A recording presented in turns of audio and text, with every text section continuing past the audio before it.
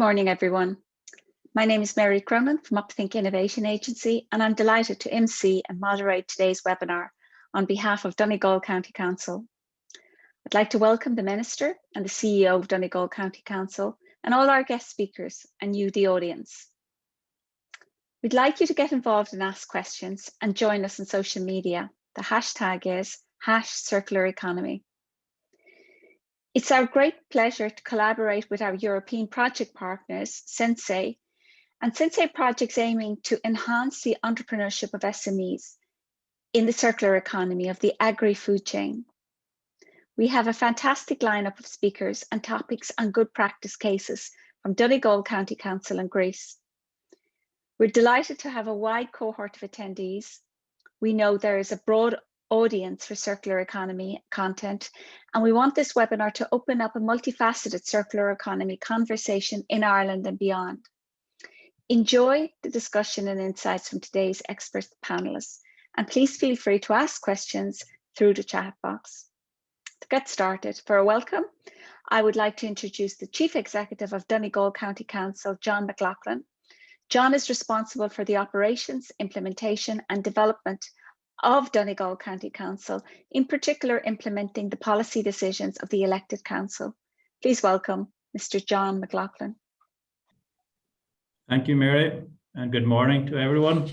First of all, I'd like to welcome you all to the workshop on unlocking opportunities in the circular economy as part of the SinCE project under Interreg Europe. I'd particularly like to welcome our project partners and our other stakeholders who are logging in from Greece, Italy, Hungary, Poland, Romania, and Bulgaria this morning. SinCE has a mission to engage in agri-food, small businesses and medium-sized businesses in the circular economy. That is now more important than ever under our climate change ambitions, the environment, and protection of the natural world. Donegal County Council, under the Border, Midlands and Western Operational Programme, aims to address Policy Instrument 4 regarding enhancing the competitiveness of SMEs in the agricultural, fisheries, and agriculture sectors, and help promote private entrepreneurs, new ideas, start new firms, and create jobs. I wish everyone all the best at this seminar today, and I'd like to thank the organisers, and a particular thank here to our own Leo section under Michael Tunney, Evan, and Maura, who you probably see on the screen. And with that, I'll pass you back to our chairperson. Thank you. Thank you. Thank you.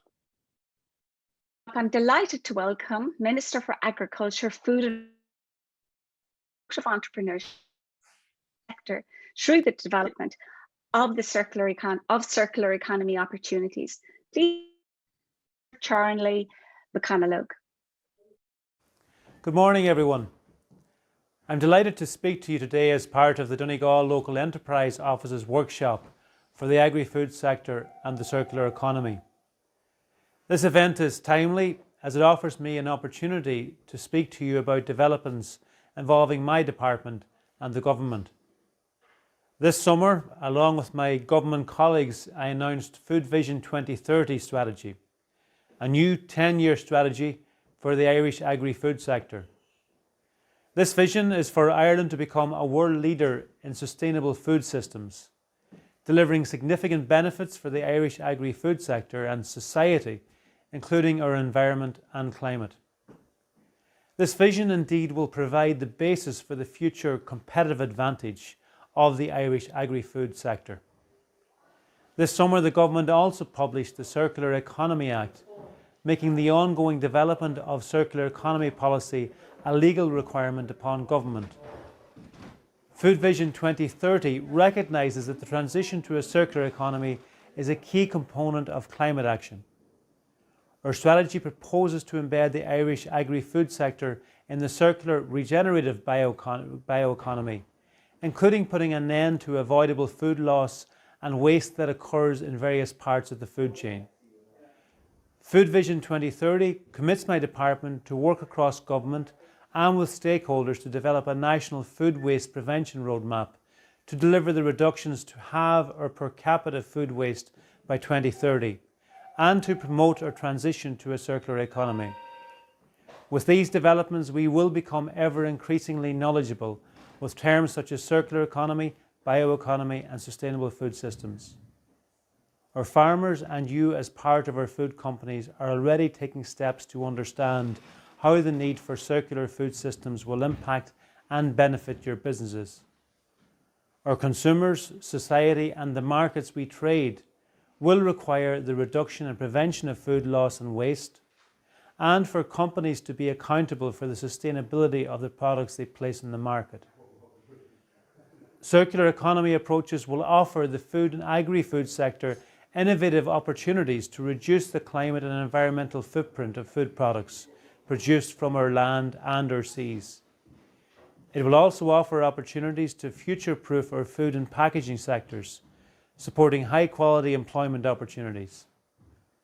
This facet of our economy will only become more important over the coming years as we move toward achieving our national commitment to reduce greenhouse gas emissions by 50% by 2030 and by achieving net zero emissions by 2050. I wish you well in engaging with this event today, and I commend you for your forward thinking as insightful approaches will be required in the significant transitions that our societies and lives will face. Thank you very much. Thank you, Minister. Next, I'm delighted to welcome Vasiliki Papadopoulou from Greece. Vaso is the Director of the Local Development and Programming Department and the lead partner, SinCE, and has in-depth international experience in project managing international projects in the fields of sustainability and climate change. Please welcome Vaso. Hello, good morning, everyone.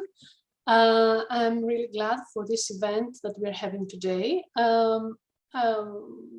I'm sorry in advance for my English. It's always like that when being among native speakers. Today I'm going to present to you our project SinCE AFC and what is the project about, so that you can have a good view of the framework in which this event is taking place. So SinCE AFC stands for Enhancing the Entrepreneurship of SMEs in the Circular Economy of the Agri-Food Chain. And it is a project that is funded under Nutrientrich Europe program. So next slide, please. Thank you. Okay. So the duration of our project is 3 years for phase 1. So we are having 1 more year in front of us before the closure of phase 1, and then phase 2 will last for 12 months, and it is when we have to implement the action plans that we are now developing in the framework of phase 1. So next slide, please. Thank you.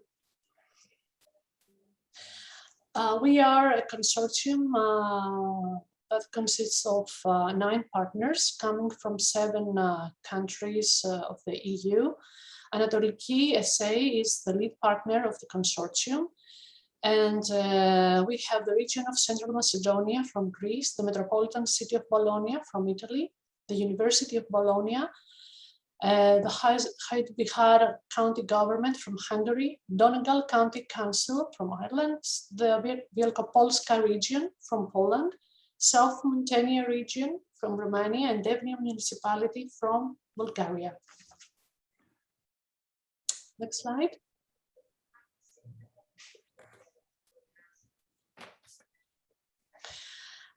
In the project, we are working on 7 policy instruments, 5 structural funds policy instruments, and 2 local strategic plans, and we are trying to influence them through the project by including circular economy actions in these policy instruments in favor of the agri-food chain business.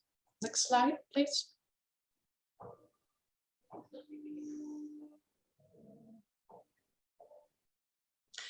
A few words about Anatoliki.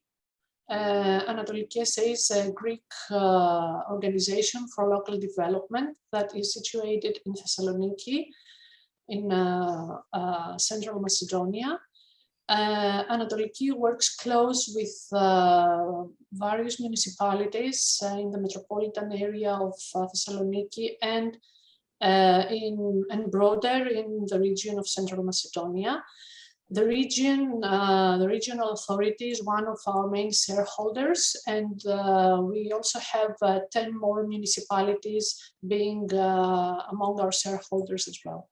And the fields in which we are working are the environment, circular economy, agricultural development, social economy, and all the bullets that you can see in this slide. And we have a broad network of synergies in all these fields because Anatoliki is active since 1995 and is involved in many European and national projects. So next one, please.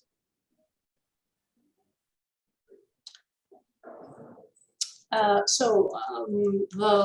priority under which SinCE was submitted was the fourth call of the program, and the priority was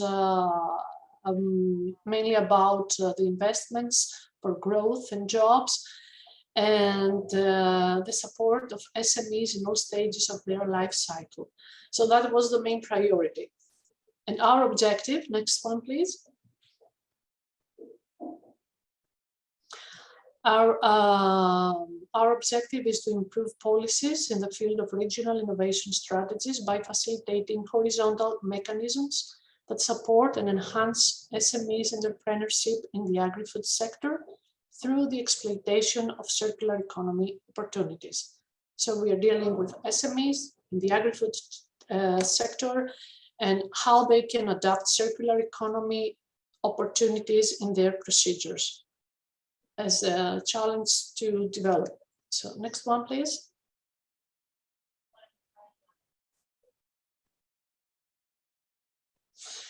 What are the challenges that we're trying to face through our project?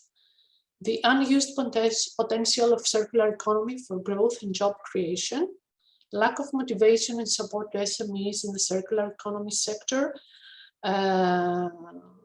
and the need of improvement of SMEs policies and supporting mechanisms.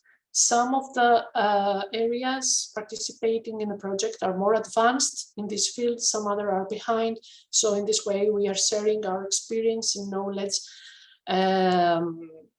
to help each other to face these challenges. So next slide, please. So how do we approach these challenges? Through intensive interregional learning process, that means learning events like the one that we are having today, where we are sharing good practices. So the identification of good practices is our second tool that we use. We identify good practices and we share them within these learning events. So we are gaining knowledge and ideas. Then based on these good practices, we are putting together, we are setting up action plans. These action plans are referring to the policy instruments that we all have selected to work with. And we are trying to influence these action plans by promoting these good practices, trying to include actions that are inspired by these good practices in order to achieve a policy change. So in the second phase of our project, we will implement these action plans. So we are not staying just at the stage of designing, but we are going to implement these action plans, and we will try to get to the objective of the policy change. So next slide. The good practices that we are coming across during the project concern the four main identified agri-food chain sectors, which are production, processing, products and food supply, and consuming. So the good practices deal with reduction of the environmental footprint of resources, sustainable use of water, exploitation of residues, alternative markets. These indicative practices are under the production sector.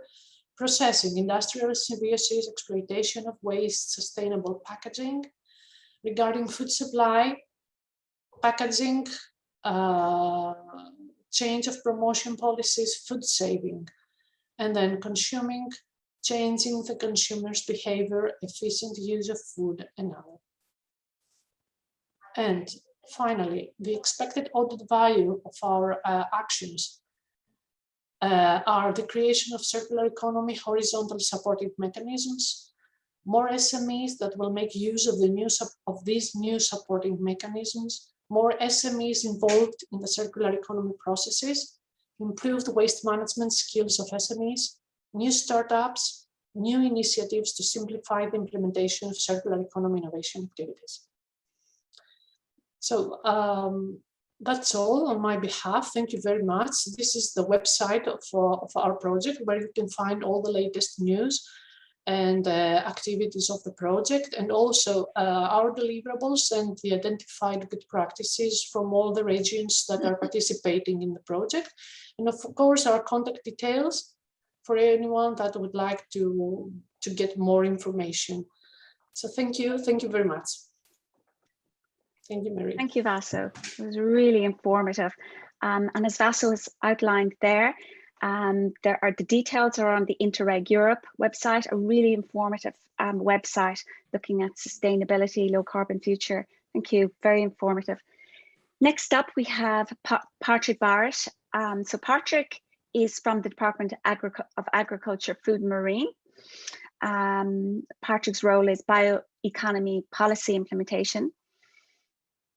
Patrick has a wealth of knowledge and is a leading advocate of the development of the circular economy and the bioeconomy in Ireland.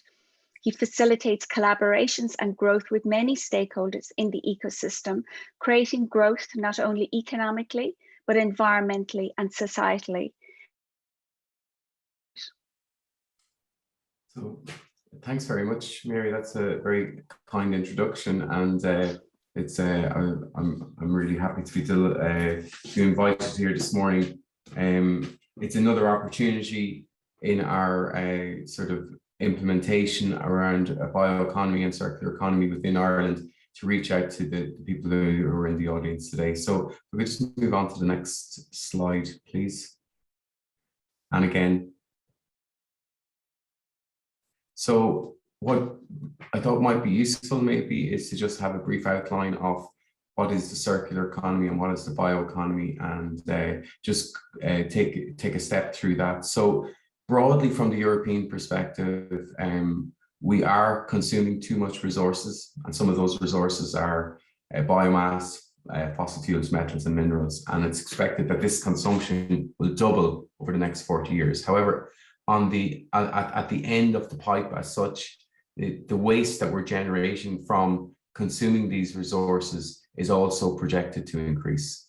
And there's large impacts on society and on the environment, in that a lot of greenhouse gas emissions are related to this. There's significant biodiversity loss and water stress. And the idea around the circular economy is that there are a number of front runners already active within economies all across Europe and the world.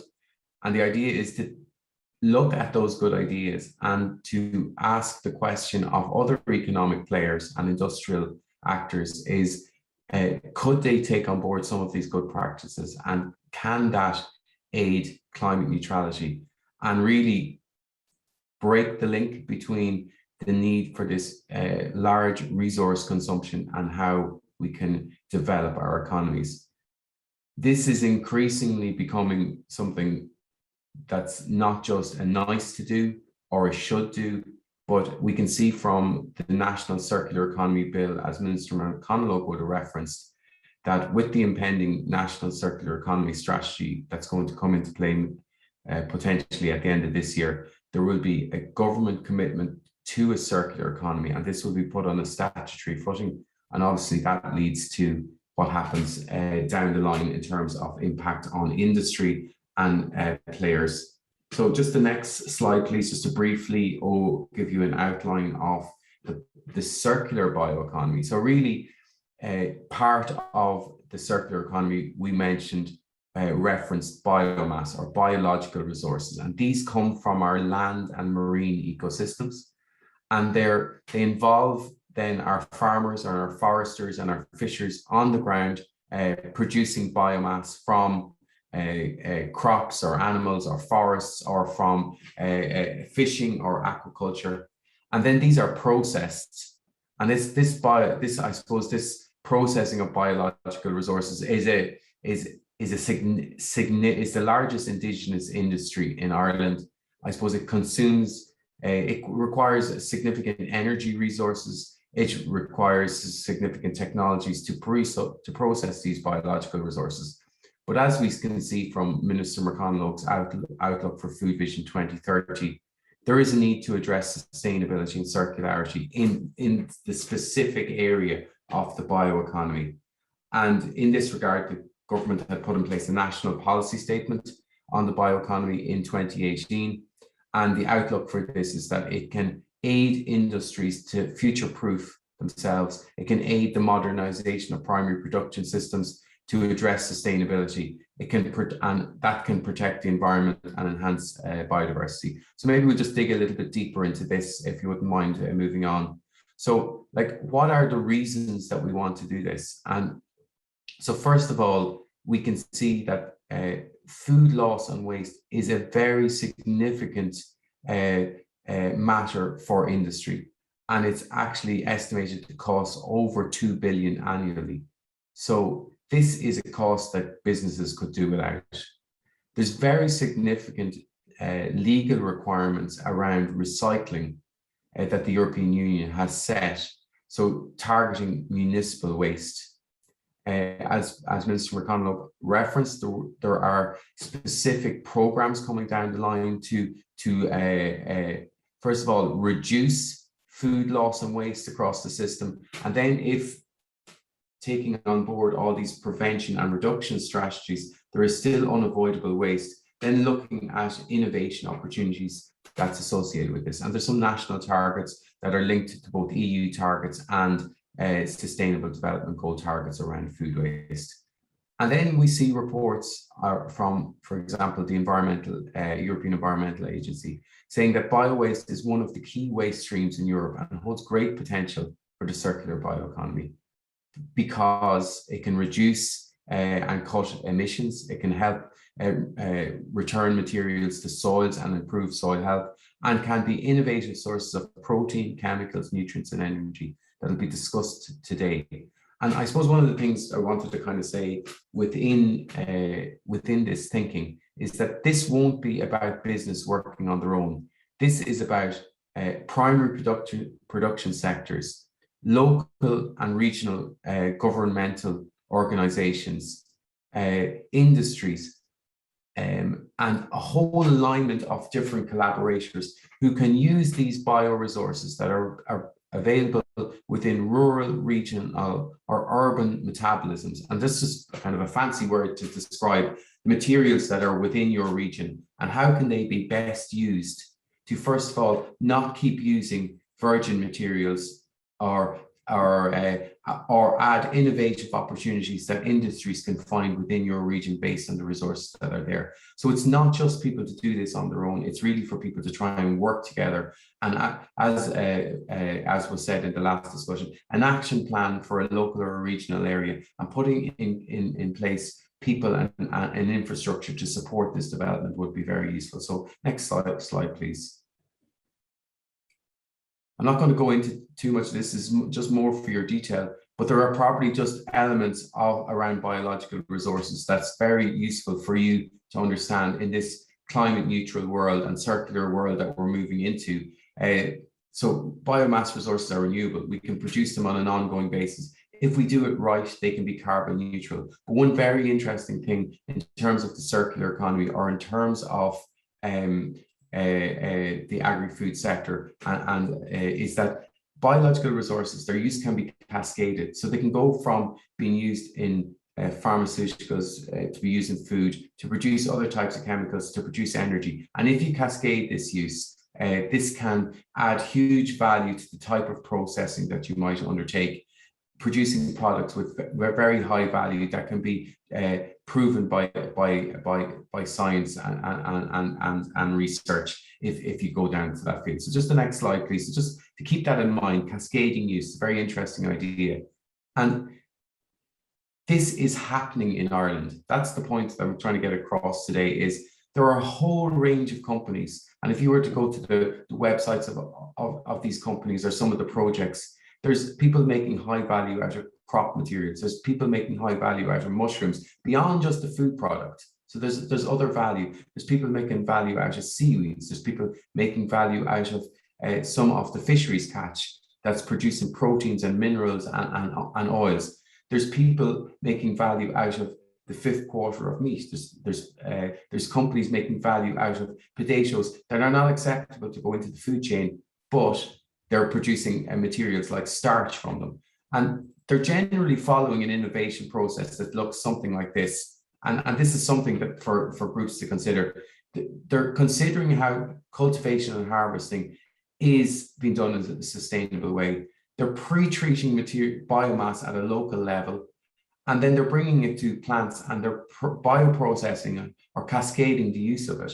And they're ensuring that they have quality food products, but also outlook towards maybe there's other chemicals or materials that can be achieved from the processing around their new product development. They're working on their branding and marketing and explaining to the market how this is a sustainable and circular product. And they're using that to sell it into the retailer and wholesaler market.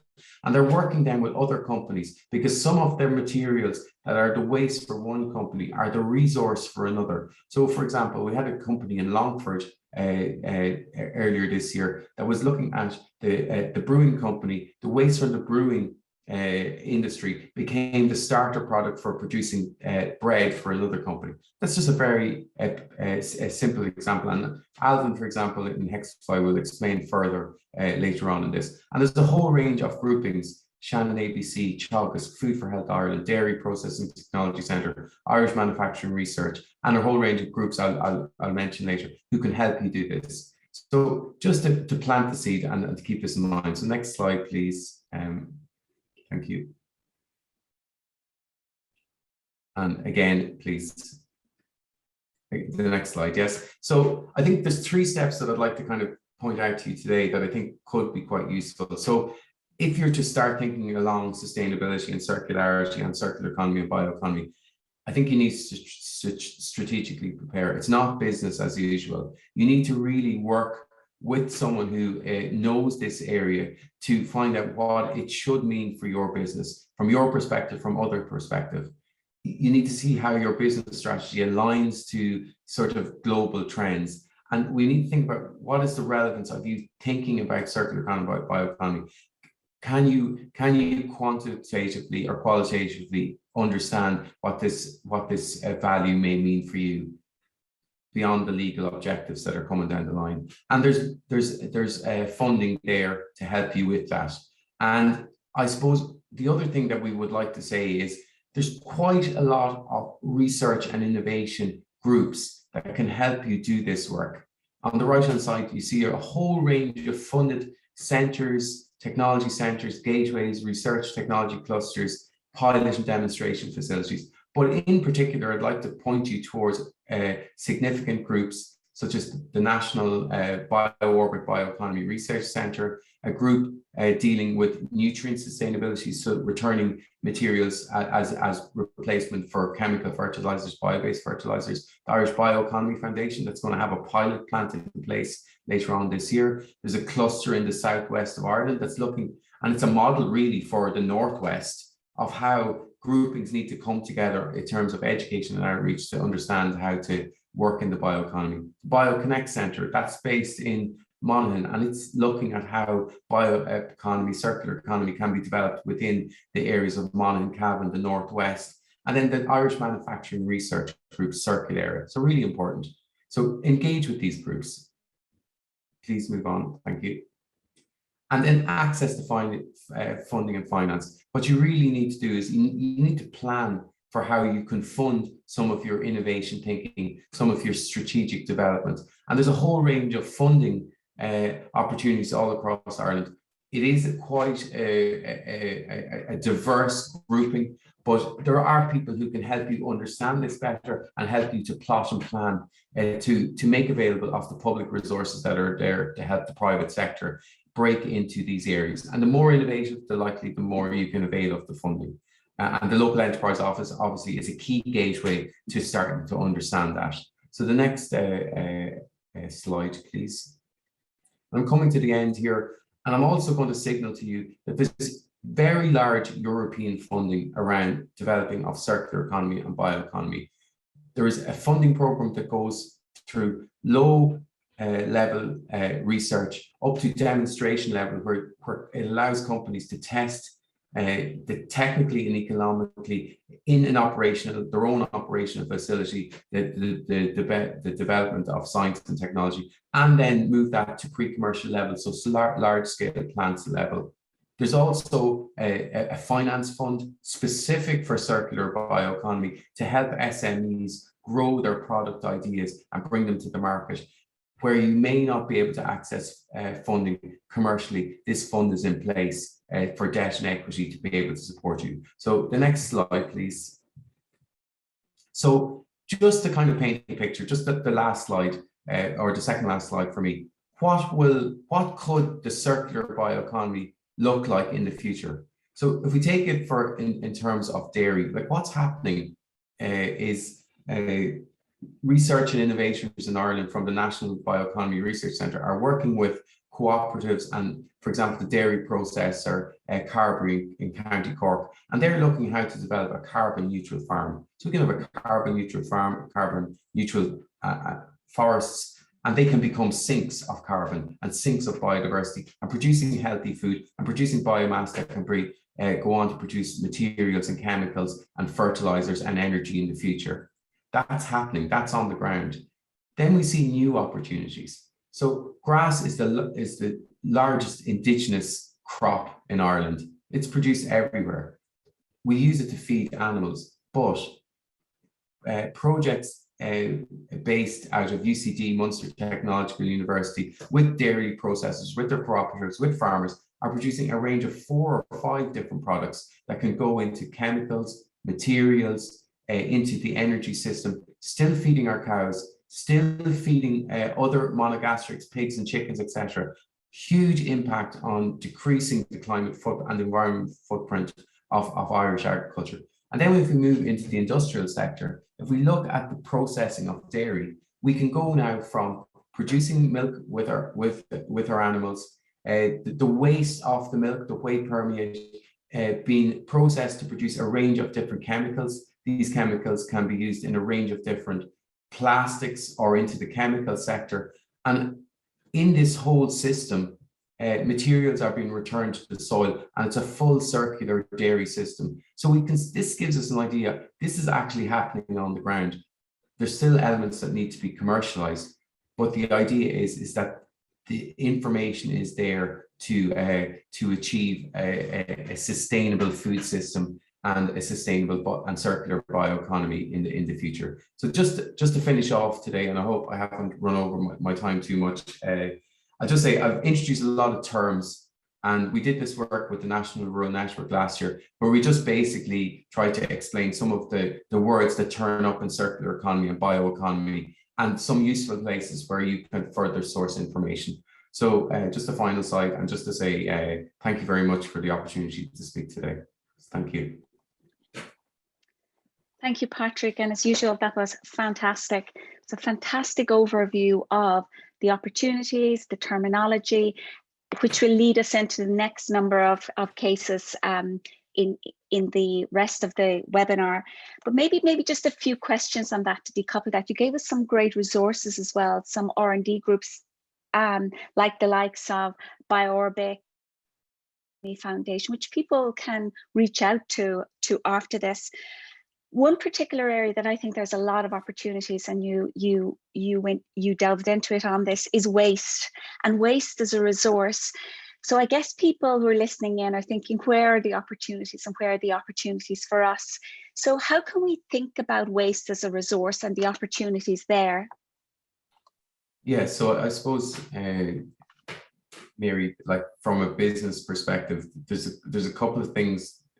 One is within your regional area, there's probably useful for companies to understand what waste resources are available. And like two very obvious sources are if there's food waste collection systems or green waste collection systems within your region. That's one opportunity. Then the other opportunity is to look at the processing sectors that are within your region, because there's a huge opportunity for those businesses to increase circularity within their production cycles or their processing cycles. Beyond that, then I suppose there is opportunities for, as we said, for businesses to start collaborating, because what has been shown by, for example, the work of the Circular, the Irish National Circular Economy Manufacturing Platform, is that the waste of one company is the resource of another. And I think this is where there's a clear role for the likes of Donegal County Council, for the local enterprise office, to start aligning companies and start kind of in a sort of maybe surveying, first of all, what resources are available, and then what resources do you find a waste and as a cost to your business that can become the resource of another, and then looking at the business model and the value chain that can be linked in. Then you move on to what technologies can you use to process, and how can those technologies maybe be incorporated on site in your business to help you add value, add products. And then you start building your sustainability story and your sustainability and circularity ideas around these. And then there's key players, like I see Green Generation are on this call today, and Teresa Patton. And there's service providers within Ireland who are willing to work with companies to look at how they manage the resources. So there's a lot of interesting companies. There's a lot of interesting clusters and technology centers that people can work with. So we just need to connect. I think that's the starting point. Yeah. And I think super at really the collaboration and connecting stakeholders within the groups. And that part that you talked about, the resources, there are a lot of resources, and there are people like InBio and Green Generation, and Teresa is on the call there that can help groups and SMEs listening, as well as that R&D piece that you refer to, and the likes of the Bioorbics and the cluster in the Southwest. So that's great, Patrick. Thank you very much. We will have maybe a few more questions after the next speaker. So thank you, Patrick. So our next speaker is Mr. Michael Tooney, Head of Local Enterprise Office in Donegal. Michael has 30 years experience working with and supporting small and micro businesses in regional and local development. Michael's team is the first point of contact for all business startups and expansions in Donegal. Michael is especially interested in promoting entrepreneurship in the circular economy to enable companies to foster new ideas and develop growth in the local and regional economy. Welcome, Mr. Michael Tooney. Thank you, Mary, and thank you very much, first of all, to our Minister for coming in this morning, and our Chief Executive, who formally welcomed all our guests, and to VASO, giving out an outline of the project. And just to pick up on that last point that Mary made, and to emphasise the point that VASO made, so just our focus on this project is around circular economy, SMEs, and agri-food sector. So there are lots of other areas where circular economy principle and policies apply, but we're particularly interested in agri-food. And that ties in with what we've been doing in Donegal for the last 12 years in the whole area of promoting Donegal as a destination for food and the development of food and added value food. Again, just to emphasize that, again, it was mentioned, we're focusing that in the context of our operational program, and the policy instrument there is focused around promoting entrepreneurship exploitation of new ideas, and fostering startups. So again, our focus in this project is trying to make it relevant to our work on a day-to-day basis, and how do we get more startups or for the development of existing food businesses into the circular economy. So could I just maybe go to the first slide? So what I'm outlining is our draft action plan. So as Vaso outlined, one of the actions as part of our project is the development of an action plan, sort of for how we take this forward. So just to in advance, if we just give some background for some people who may not know some of our international partners, and indeed some of our national people have logged in relation to Donegal. We're up here in the northwest of Ireland. We are bordered with Northern Ireland primarily. I think we share about 9 kilometres of a border with the Republic of Ireland. Population of just under 160,000.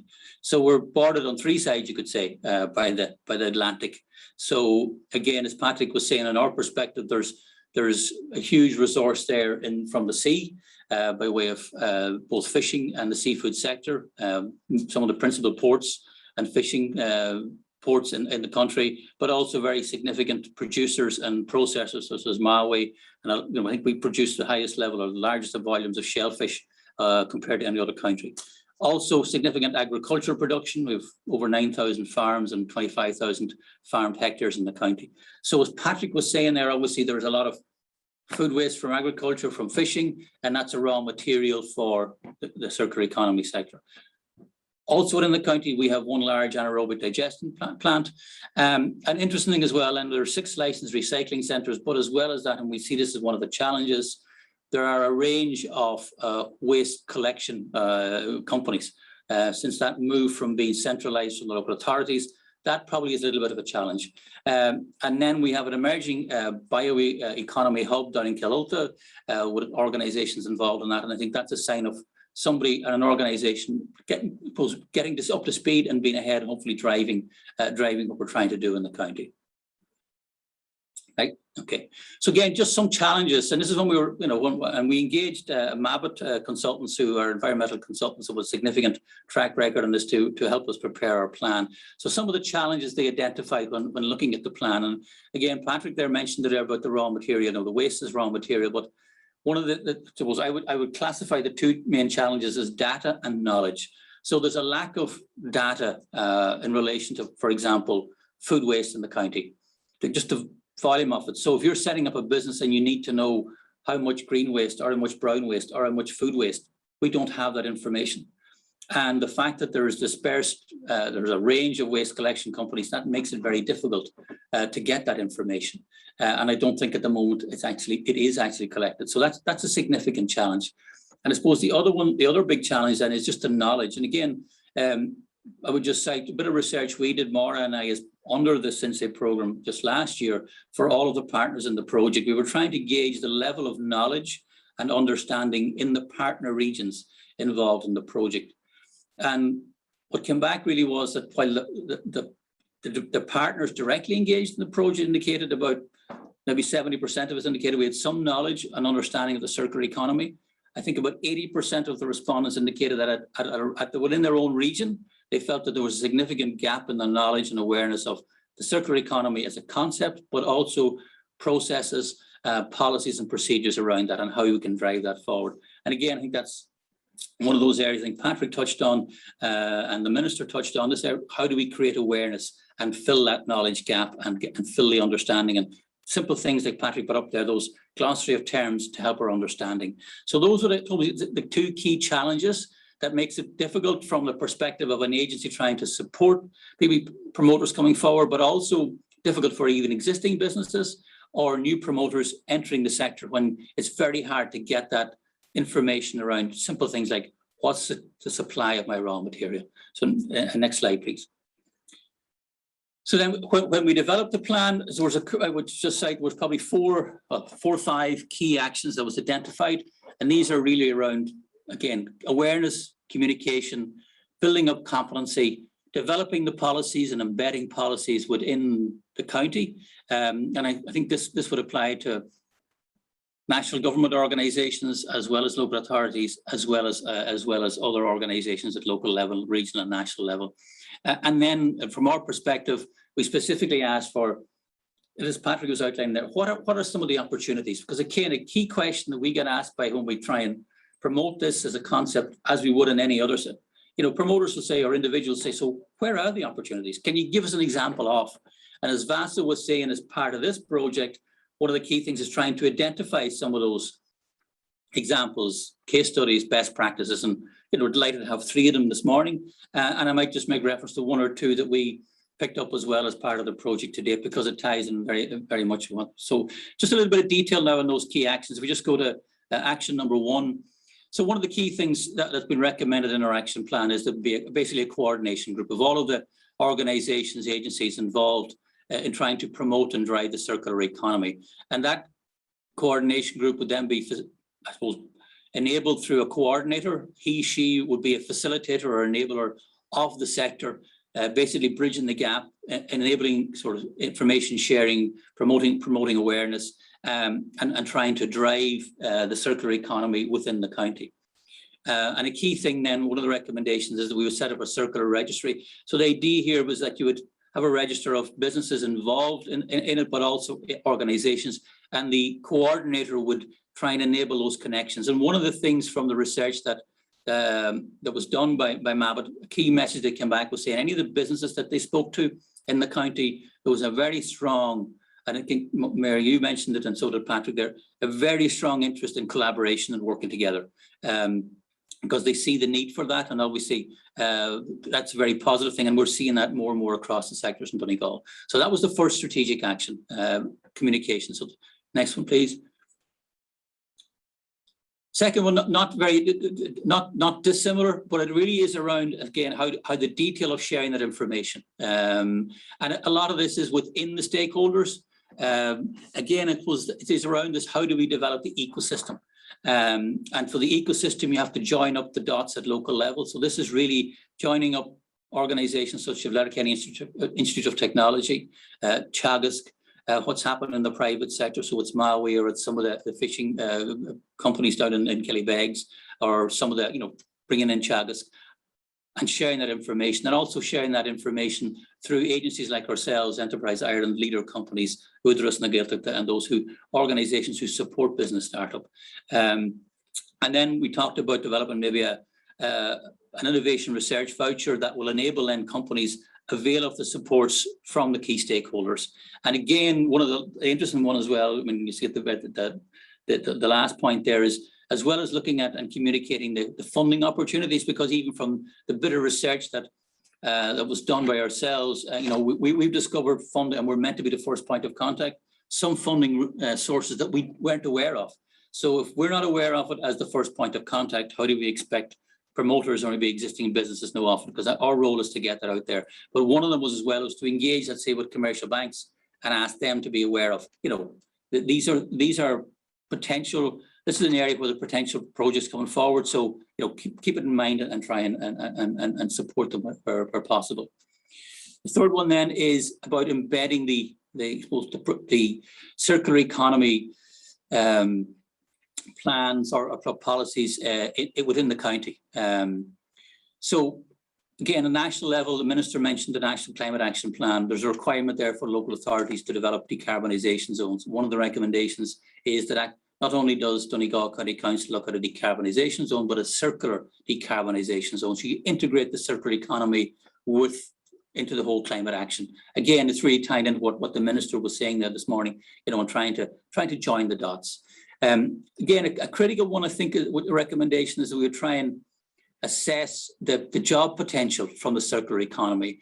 I think there's one thing that most people understand, that if they see opportunity in job creation, both from the political side, the public sector, agency support, but also the general public and the business community, if they can see that mapped and illustrated, that really makes people think. So that's a strong recommendation there. Other one then is maybe we might look at developing a circular economy brand within Donegal, similar to what we've done for the Food Coast in Donegal, and indeed for the Creative Coast in Donegal, and it's really about raising awareness. And I mean, we understand that these things are a journey. So you will, whether you develop a brand or not, it still takes time. So what we're talking about here is an initial action plan, but we see this as something that will take 3, 5, 10 years, and a commitment to that. And I think what we've heard from the Minister and Government is that there is a commitment to this into the long term.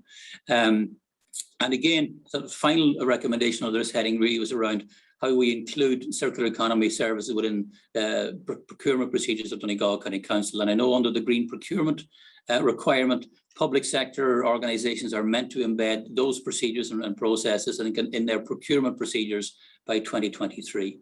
And then it's, again, the final one was about looking at our current policies and embedding those within, whether it's you're looking at a grant aid, that there's an element of the circular economy that's taken into account of the impacts on the environment when we're doing those assessments, whether that's the local enterprise office, whether that's the policies of the local and economic development plan in Donegal County Council. And I know at a very recent meeting in Donegal, actually, the LECD actually agreed to take on board a recommendation that came to us from one of the members around including circular economy and sustainability in there, and I suppose really in the evaluation criteria of future projects for leader funding and other funding. And that's probably just getting ahead of the posse a little bit in Donegal, but it's about embedding those processes and procedures in the public sector, and then that coming through, drawing that through or forcing that through into the private sector. And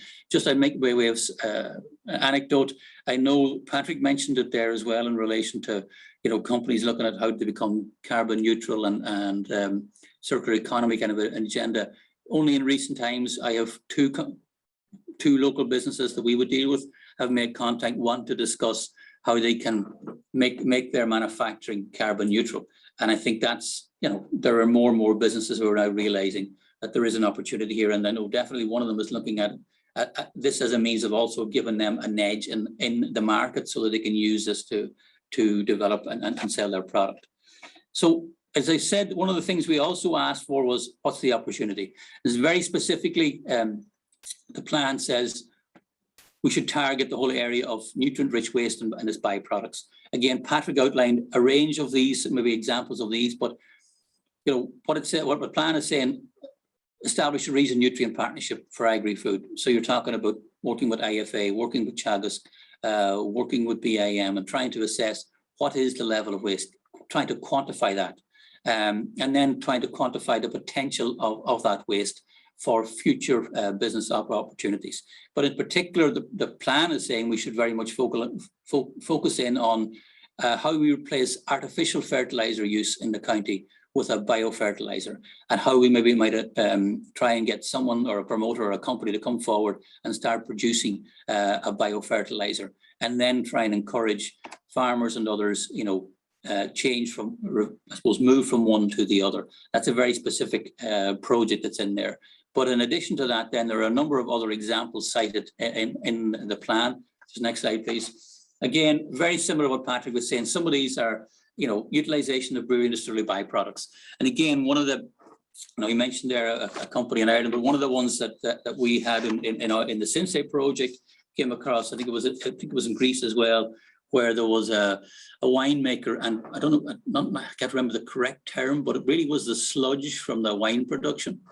And that's probably the wrong way of describing it, because he was selling that then to a pizza producer, and he was adding this to the dough, and he was getting maybe a 20% increase in his price, because I think it was unproven what the benefits were, but people saw this as something that was more healthy for them. So he was using that in his pizza dough.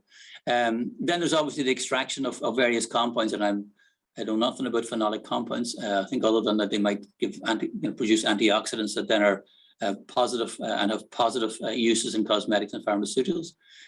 We talked about the whole area of bioresources and but also biopackaging. And interesting, this was something also was highlighted. We've just completed a 10-year strategic enterprise plan for Donegal, and in the whole area of food. The area of biopackaging was again identified as an area that we should try and get some companies in Donegal to look at, both in manufacturing, but also companies to adopt biopackaging to give them an edge in the marketplace. We have a gypsum recycling plant in Donegal. We have a person there who has a lot of experience in the technology around constructing those. We also have mushroom producers in the county, not only in Donegal, but also along the border counties. So one of the ideas there was to take that gypsum as a growing substrate for the mushroom industry. Again, it's just linking the two and say joining the dots. And there are a number of other examples there. So and the other one just I would cite is that non-table grade potatoes for high value reuse. And I think the meat potatoes there was cited as one of the examples that Patrick put up there. And all I can know in this case, we used to have an alcohol factory not so far in outside Manor Cunningham, not 10 kilometers from Letterkenny, which used to do this, take low grade potatoes and produce alcohol from the starch, and closed quite a number of years ago. God rest my grandfather, he was manager of it for a time. So there are lots of opportunities there. Final one there, Patrick again, I put up marine ingredients over in Monaghan, taking fish waste and extracting the value from that fish waste and finding alternative uses for it. So just to conclude, I think my last few comments would say that I think this is a circular economy definitely is a journey that we in the local enterprise office, but also our clients and some of the companies are only starting out. As I was saying, there are some challenges, I think, around knowledge, and that knowledge is critical from the point of view of market, raw materials, etc. But there's a need to create the ecosystem of support. The one thing we have found to date from this project is that when you get talking to the people and the organizations involved in this sector, it's a very supportive ecosystem out there nationally. People seem to know the other relevant people, and companies seem to know companies, and we've got a lot of referrals. But it is about trying to build the momentum. We have had discussions with Donegal, other colleagues in other sections in Donegal County Council, and I know Donegal County Council is currently developing its more comprehensive circular economy policy and strategy, and how that ties into its requirement under the Climate Action Plan. We're hoping and we think that a lot of the actions and recommendations in our draft action plan will become part of that, and then in turn will become part of adopted policy by Donegal County Council. So thank you for listening. Over to you, Mary. Thank you, Michael. That was excellent, really, really great. So maybe we'll just pick up on that last point that you've talked about there. And you've talked about a number of challenges, the knowledge gaps, but that piece, and Patrick mentioned it too, and we might pick it up with maybe Vaso after this. How do we create that ecosystem, and how do we develop that ecosystem? There is an ecosystem there, it's quite complex, and in parts, like even the funding mechanism is complex.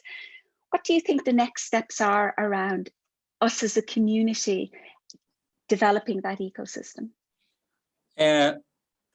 My approach now would be, Mary, I think if I take Donegal as a sort of a microcosm of the country in relation to the circular economy, what I would do is I would get the interested parties. So I would get the members of the relevant staff in the local authority, the relevant staff in the Institute of Technology, people involved in BAM, but also then the IFA, some of the companies that we've talked to that are aware of and doing things in the circular economy, get them all in a room and have an open and frank discussion. And I suppose really, in some ways, try and plot out, so here's where we are. We all know each other, so and have a little bit of an honest discussion. And then, introduce people to each other so if people don't know, and share some of the information that's happening.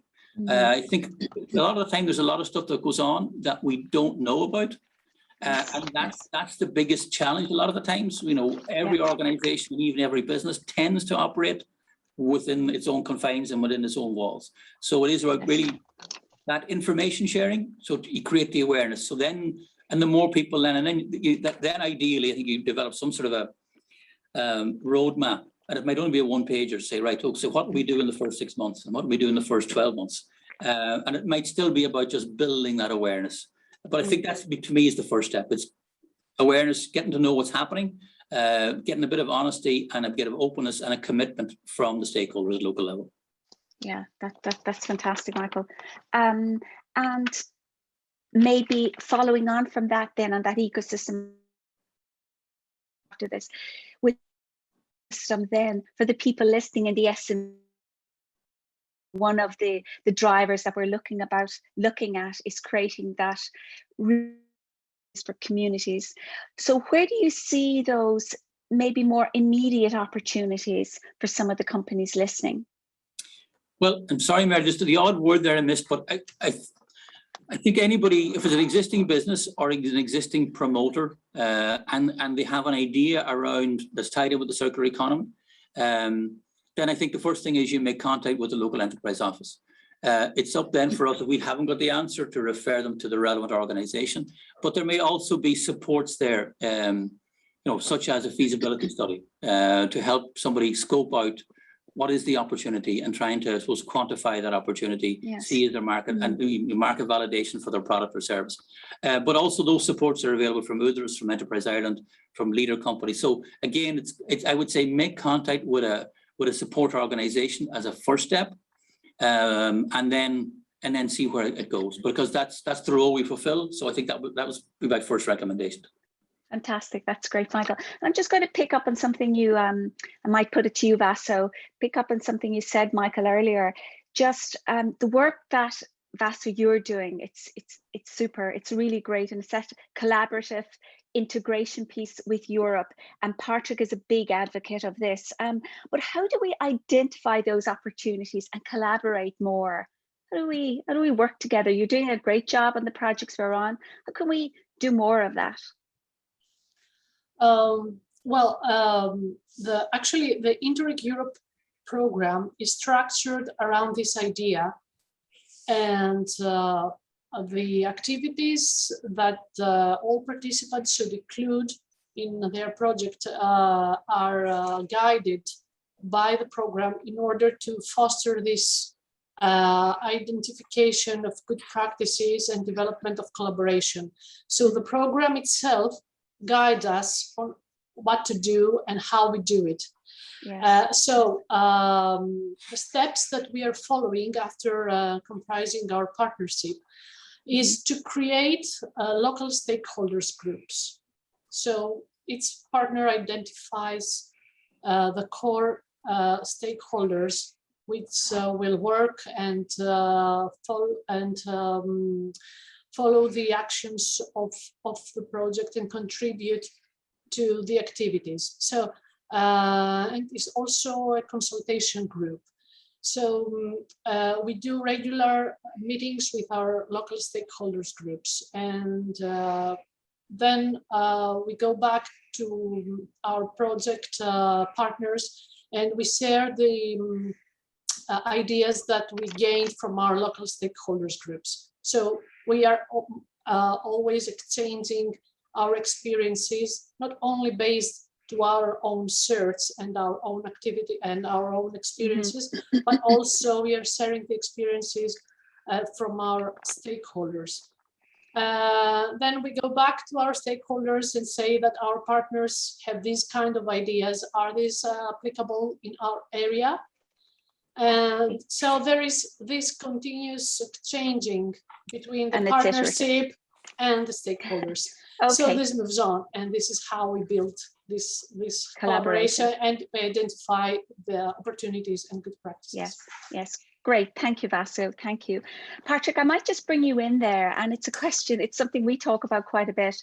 And the question's from Alan Connolly. The opportunities available on circular economy funding at a European level. Now, we know, having talked about it, there's a lot of funders out there, and it is complex for SMEs coming in and trying to find their way through this. Would you have a comment maybe on that, just maybe from an ecosystem view?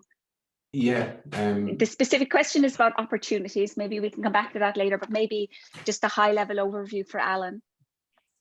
Yeah, I suppose there are some information that we can pass on to Alan.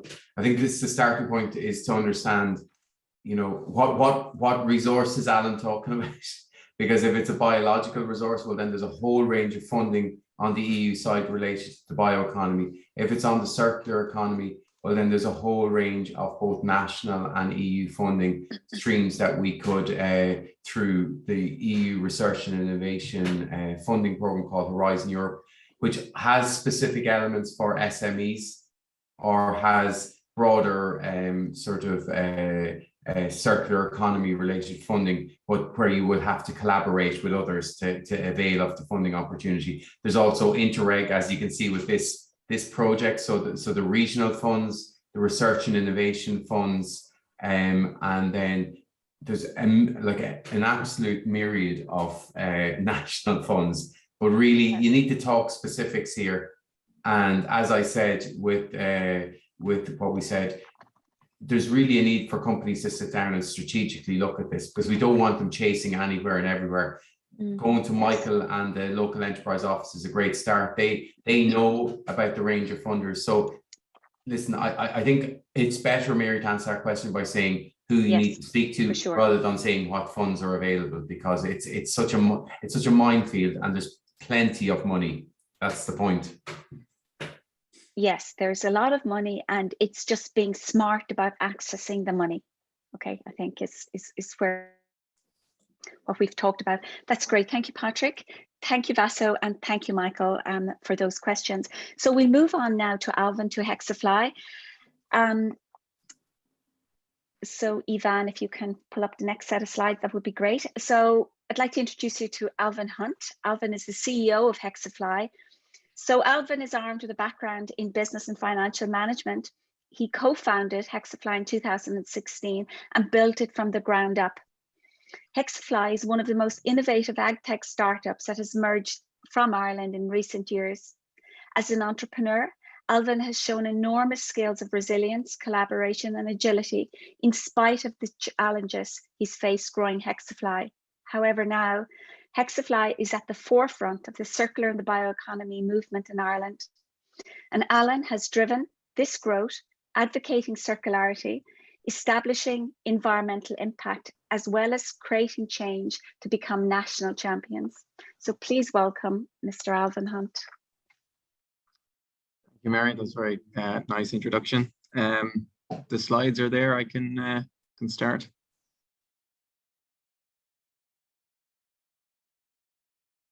Cool. Okay, so hello, everyone. My name is Alvin Hunt. I am the CEO of Hexafly. Hexafly is an insect protein company. We started Hexafly in 2016, but have been working on the idea for a couple of years before that. So we are a black soldier fly insect protein company. We take in raw material waste from a number of different industries, from the brewing industry and from food waste industry. And we use insects to bioconvert that waste into sustainable commodities. So I'll just maybe start, because I was asked to give a quick definition of the circular economy, and then also the bioeconomy. So the circular economy is a model of production and consumption which involves sharing, leasing, reusing, repairing, refurbishing, and recycling existing materials and products as long as possible. This way, the life cycle of the product can be extended. In practice, it implies reducing waste to a minimum and going further, turning that waste into something of value. The circular bioeconomy focuses on the sustainable, resource-efficient valorization of biomass in integrated multi-output production chains. So I will kind of talk about how what we do at Hexafly fits in with that. Next slide, please. So 2050 is the year that the planet is projected to run out of food if global food systems are not transformed. Next slide, please.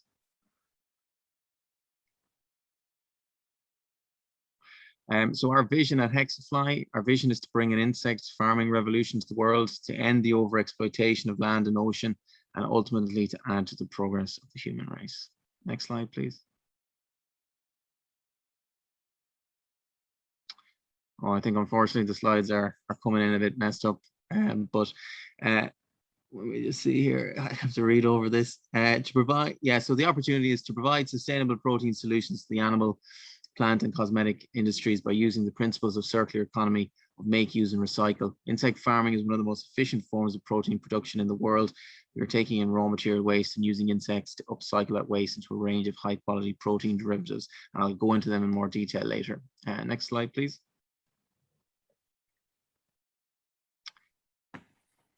So this is just kind of a breakdown of basically the protein production per square foot. So it kind of just compares and shows how much protein can be produced per acre. And if you can see there, compared to beef, legumes, poultry, soy, black soldier fly insect protein is far ahead. In fact, it is the most efficient form of protein production on the planet currently. Next slide, please.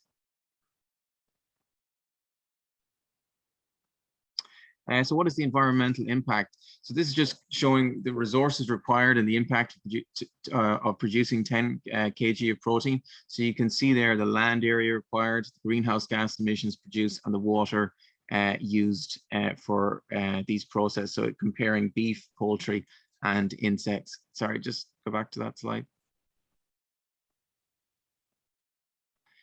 Yeah, so just comparing the three of them there, you can see that insect protein is far more environmentally efficient and has a very little impact on the environment.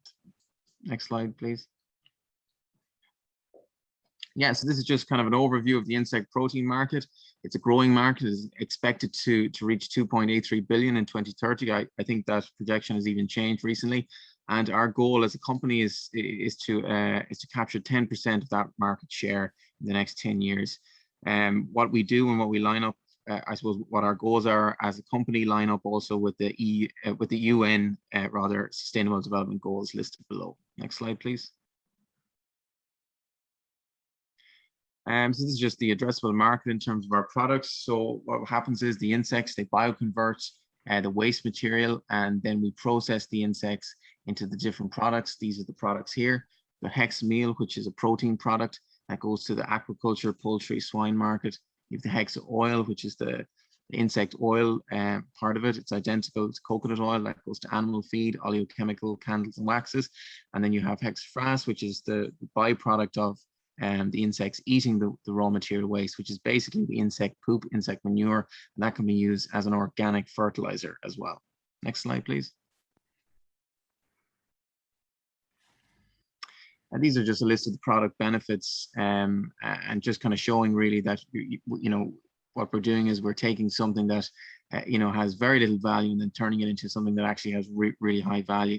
So the insect protein product has 55 to 60% protein. It's hyperallergenic, means it's suitable for pets and different animals that have issues with reactions. It has antimicrobial and gut immune boosting properties. And the fertilizer as well, it's NPK fertilizer, due to its high chitin content, can act similar to how a vaccine for plants, bolstering their immune defense response. And the hex oil, again, high in lauric acid content and high energy animal food also. Next slide, please. So yeah, this is just kind of where we're at as a company at the moment, achieving scale. So our current plant that we have can take in up to 1,200 tons of byproduct per annum. This gives us about 200 tons of insect meal, about 70 tons of insect oil, and 850 tons of fertilizer. And our plans for the future are at the moment in Ireland to move to a much larger facility and to start the work for that next year. And that plant would be able to take in 60,000 tons of food waste and byproduct per annum. And that would produce 10,500 tons of the protein, 3,500 tons of the oil, and 32,000 tons of the organic fertilizer. And again, this is a zero waste process. There is no waste produced in this process in the factory due to the bioconversion nature of the insects. Next slide, please. Yeah, so this is just kind of I suppose a graph that kind of shows what happens really. So it starts off with, and again, I'm sorry, these slides haven't come up correctly, so the text is kind of all over the place, but it starts with reproduction. So the mating of the flies, the black soldier flies. This is an insect that's native to Southeast Asia. It cannot survive in our climate naturally, so we have to develop climate control systems internally for that. So it starts off with the mating. The eggs are harvested. Then the larvae hatch out from the eggs, and then they are introduced to the feedstock. The larvae then eat that food waste, and then they go through, after a 2-week, about 10 days, they go through the processing. 5% of the adults the adult larvae go back into the system to turn into flies. So we have a closed loop system there. So we don't need we don't need to be buying in a raw material. We have everything we need. 95% of the larvae then go to processing. Next slide, please. Yeah, so the processing then is the larvae are processed via heat treatment, and then they're sorted and packaged. The larvae then are extruded into the meal and oil. We can also produce dried larvae as well for the poultry market too.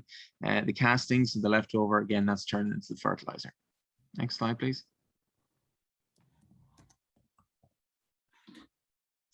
So this is just kind of a roadmap as to where we started, where we are, and where we're going.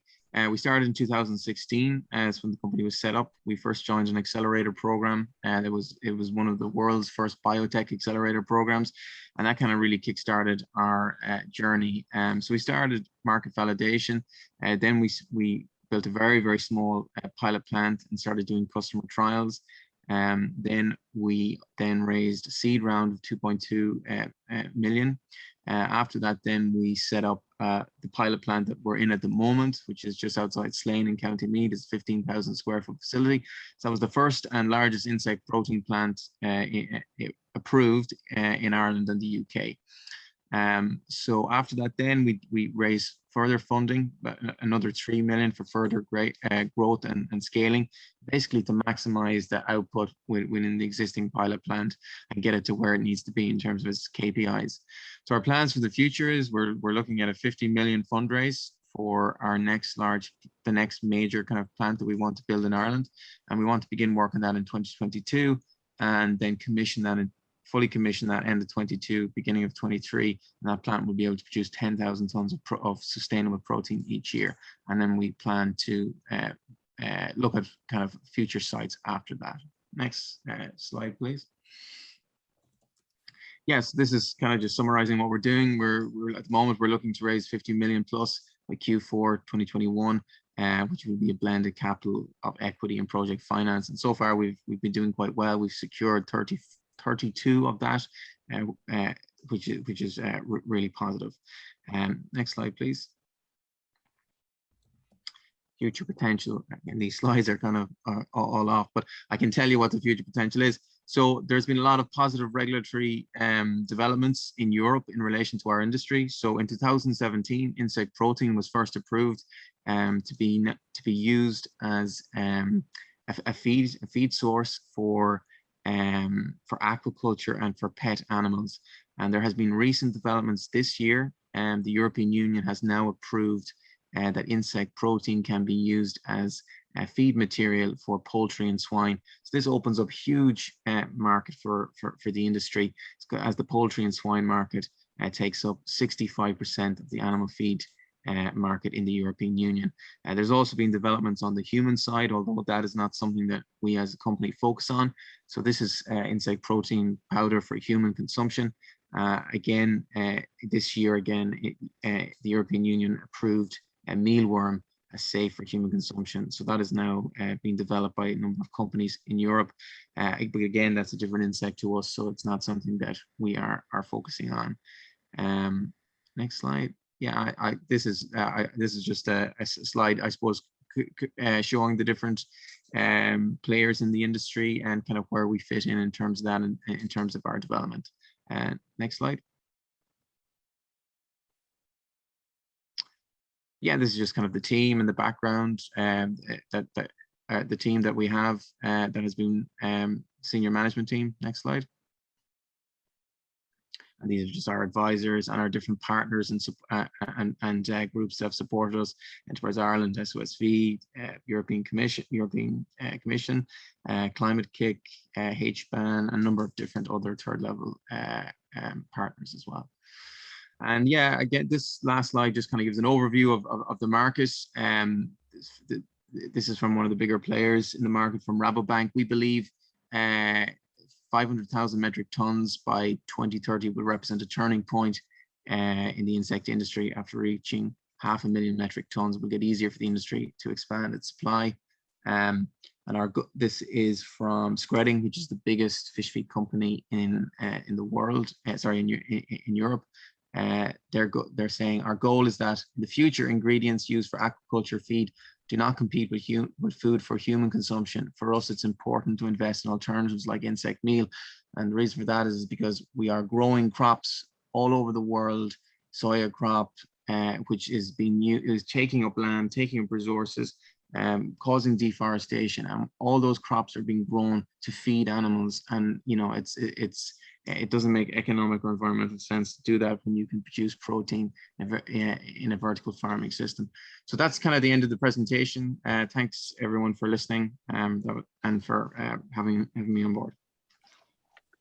Thank you, Alvan. That was really great overview. And it's even when you look at your roadmap slide to look at where you came from 2016 to now, and even to biorefineries, they're high capital cost, high upfront cost, and it's really difficult to raise that kind of money.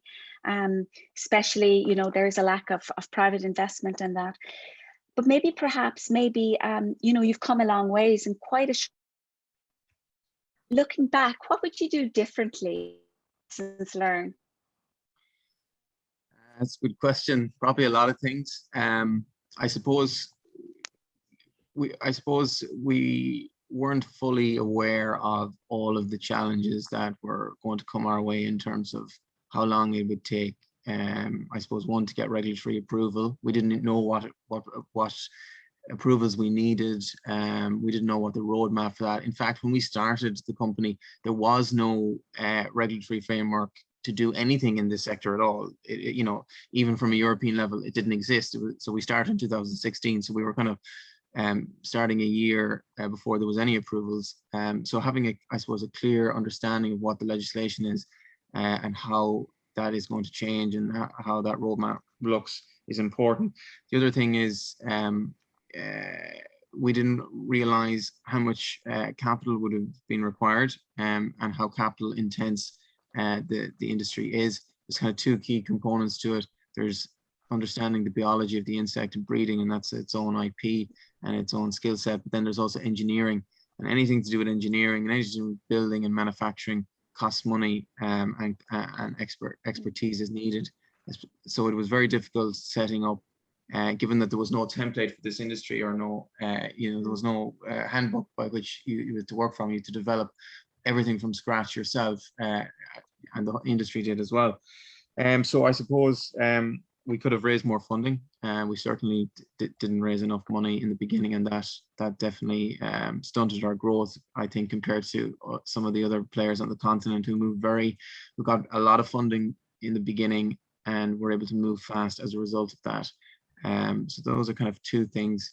But yeah, there's a lot of different things I probably would have done differently. At that point there, so you're probably referring to the likes of Jens, who raised a lot of money and got money, so they were able to scale faster. Is that what you're saying there? Paraphrase? Yeah, absolutely. I think this industry is moving so fast and it's so rapid. I mean, at the moment, there are multiple plants under construction around the world right now. It's kind of like it's sort of like an arms race in terms of trying to get these factories up and running as quick as they can to produce as much protein. So yes, a lot of the companies on the continent, they had, I suppose, access to better funding, funding ecosystems. I mean, some of the French companies that started the same year that we did, they started with 20 million from the beginning, and they were able to accelerate now. And now they've, I think in total, one of them, InnovaFeed, has raised about 150 million, and they have about 3 different sites around the world, 2 under construction, 1 completed. So access to funding definitely was something that I probably would have approached differently. We've raised about 5 million in total. If you compare that to the likes of Y-Insect that have raised $500 million, there's no comparison. But I will say this about our company: our pilot plant produces 200 tons per annum. Y-Insect raised 120 million, and their pilot plant was producing 200 tons per annum. So we must have been doing something right. If we were. That's a great statistic. Yeah, there. So it's a very good statistic. Now that said, they have a different insect, which their insect has a longer life cycle, so it means more money is required. Perfect. So maybe just on that de-risking part, what advice would you give to SMEs to help them de-risk their projects? Now you've mentioned the regulatory part there. Is there anything else?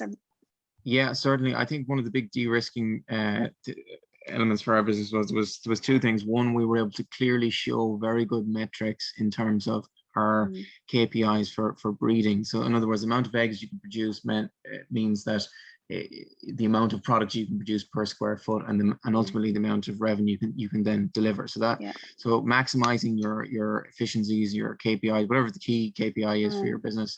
But the other thing as well, which certainly helped us, was that from a very early stage, we were talking to and partnering with large multinational companies who wanted and were showing clear demand for the product. I mean, at one stage we were in a small shed, and the biggest fish feed company in the world was trialing our product that took ages to produce because we had to do it ourselves, in a very small space. So, but we were able to show that. We were able to go and and say, now, these are the guys that are working with us. This is demand. We have letter of intents to buy, and that really helped us to accelerate things. Yes, and those raise funding on the back of those metrics. That's a really important point on the metrics piece. You've just got a few people here. Simon says, "Well done, Alvin." So they're impressed with your progress. So just maybe a final question. So for the SMEs listening, where do you see the opportunities? If you are at a much earlier stage, where would you go next? I think there's a huge amount of opportunity in the areas that are unknown as of yet, right? So if you look at, and Patrick talked about it earlier, about trying to actually find out what is the raw materials that are, or the raw material waste, the raw material byproduct that's out there, it's actually quite difficult to find or to get the numbers on it, or to see. Like, each industry is kind of its own industry to keep to itself. They mightn't really say that we have XYZ of byproduct. But if you can find out what those byproducts are, and you get a very clear picture of that, you then know something that the rest of the country or the rest of the different industries don't know. And then you'll be able to look at that, analyze that, and say, well, what's in that? And is that valuable? Is there something in there that's valuable to another industry that I could maybe extract, or that I could maybe, upcycle in some sort of way? So I think knowing the unknown, really, and kind of looking and doing a deep dive into what's out there, whether it's in your own company or whether it's being produced by larger companies that is of no use to them and a problem to them. And then the other main thing is, I suppose, from our perspective, we were solving a big headache for the bigger companies because they needed an alternative. They need an alternative protein. They still do. And it's a massive, massive problem for them. So if there's a really big problem or headache for another company and they can't fix it, if you have something that you can provide to them, then it just makes your whole business and your whole process and everything you do just a lot easier, I think. That's great. That's really fun. We're going to break in a few minutes now for a coffee break. So just some in the chat box, some resources. Patrick, thank you for putting up. There's a really good resource you'll find it on the Irish Bioeconomy Foundation website on bioeconomy funding opportunities. And likewise, there are really good resources in Circular on funding opportunities also, of the different funding opportunities. Thank you, Sean from BioOrbic, for just putting up the resource and knowledge transfer. Do a interactive, you can go in there and they have an interactive tool on funding, which is really good. And Patrick also has put up Circular Innovation Fund 2022. So there's quite a number of funds there, actually. It's accessing them and knowing the right one to go after, I think, is always the challenge. Thank you to all our speakers this morning. Introduce our next speaker, Stefanos Kamperes. Hello, hi. Super. So greetings from Greece, and thank you for the opportunity to present the initiative. Staramaki, you didn't see the video, but we produced a natural drinking straw made from wheat stems. But Staramaki is much more than just a straw. Staramaki addresses, next slide please, the societal challenge of plastic pollution by locally producing a sustainable alternative to conventional plastic straws thus contributing to the reduction of plastic pollution across Greece. Our love for cold coffee, multiplied by high touristic activity, results in the consumption of more than 2 billion single-use straws per year. In Kilkis, the wider region of Central Macedonia, the percentage of land critically affected by desertification is more than 72%. Staramaki is also addressing the compelling issue of land degradation and desertification through the coordinated work with its suppliers and local partners on regenerative agriculture. Through social innovation, Staramaki addresses the societal challenge of economic and social development by bringing growth and social value in agricultural areas of Greece. Kilkis region has witnessed population decline in the post-2008 economic crisis period and has one of the highest unemployment rates, far higher than the EU average. Kilkis as a region is losing its hope. The youth is relocating. In the past, next slide please, companies rarely perceive themselves as agents of social change. Yet, the connection between social progress and business success is increasingly clear. There are 2 million social economy enterprises in Europe, representing 10% of all businesses in the EU. But the sector in Greece is currently significantly underdeveloped in relation to other European countries. Next slide, please. Now, agriculture in its current form contributes and suffers from climate change. The way it is currently practiced, therefore, cannot be sustained in the long term. Farmers lack specific knowledge for transitioning to regenerative agriculture. The crop insurance system provides unreasonable incentives for maintaining conventional systems that degrade farmland. And in Kilkis, due to the long-term intensive agricultural production, the region has been suffering from considerable soil carbon losses, while it is also characterized by a large surplus of wheat. Next slide, please. Greece consumes 0.6 million tons of plastics per year and claims to recycle 20% of it. The current solid waste management system is inefficient and non-transparent and lacks ambition on plastics waste prevention and reuse. Next slide, please. There is no need of recycling plastic straws if a nature-based solution is found. Staramaki utilizes the byproduct of local wheat cultivation to produce a natural straw from wheat stems. Staramaki is based in Kilkis, an agricultural region of North Greece. It creates employment opportunities and promotes social cohesion, as well as local and regional development. But the business model of Staramaki is circular by design. Seeking synergies across sector, the straw is not only sold, but also traded with coffee residues. Together with our local partners Food Treasure, we introduced a solidarity bioeconomy barter system in which an agricultural waste, the wheat straw, and an urban waste, used coffee grounds, are being exchanged. The aim of this barter bioeconomy is to engage the local society in waste reduction and to change people's mindset about what is actually waste. At the moment, used coffee grounds are mixed with straw in order to pilot a natural fertilizer that is being used back to Staramaki fields by Staramaki's farmers. In the future, we plan to install a waste processing unit combined with an industrial biomass boiler in order to decarbonize Staramaki's production line and to reduce production costs related to the energy bill and waste management. Next slide, please.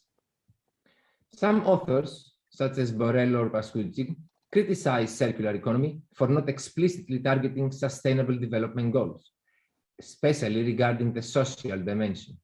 In our case, we recognize the importance of bringing the social dimension into the circular economy agenda, attempting to help sustainability transition locally.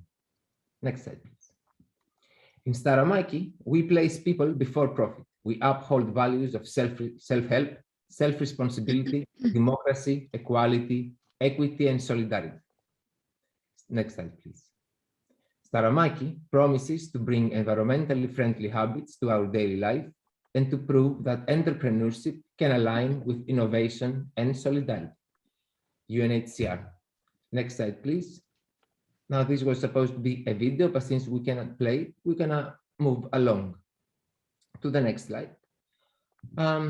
So Staramaki is a truly social and a truly ecological product.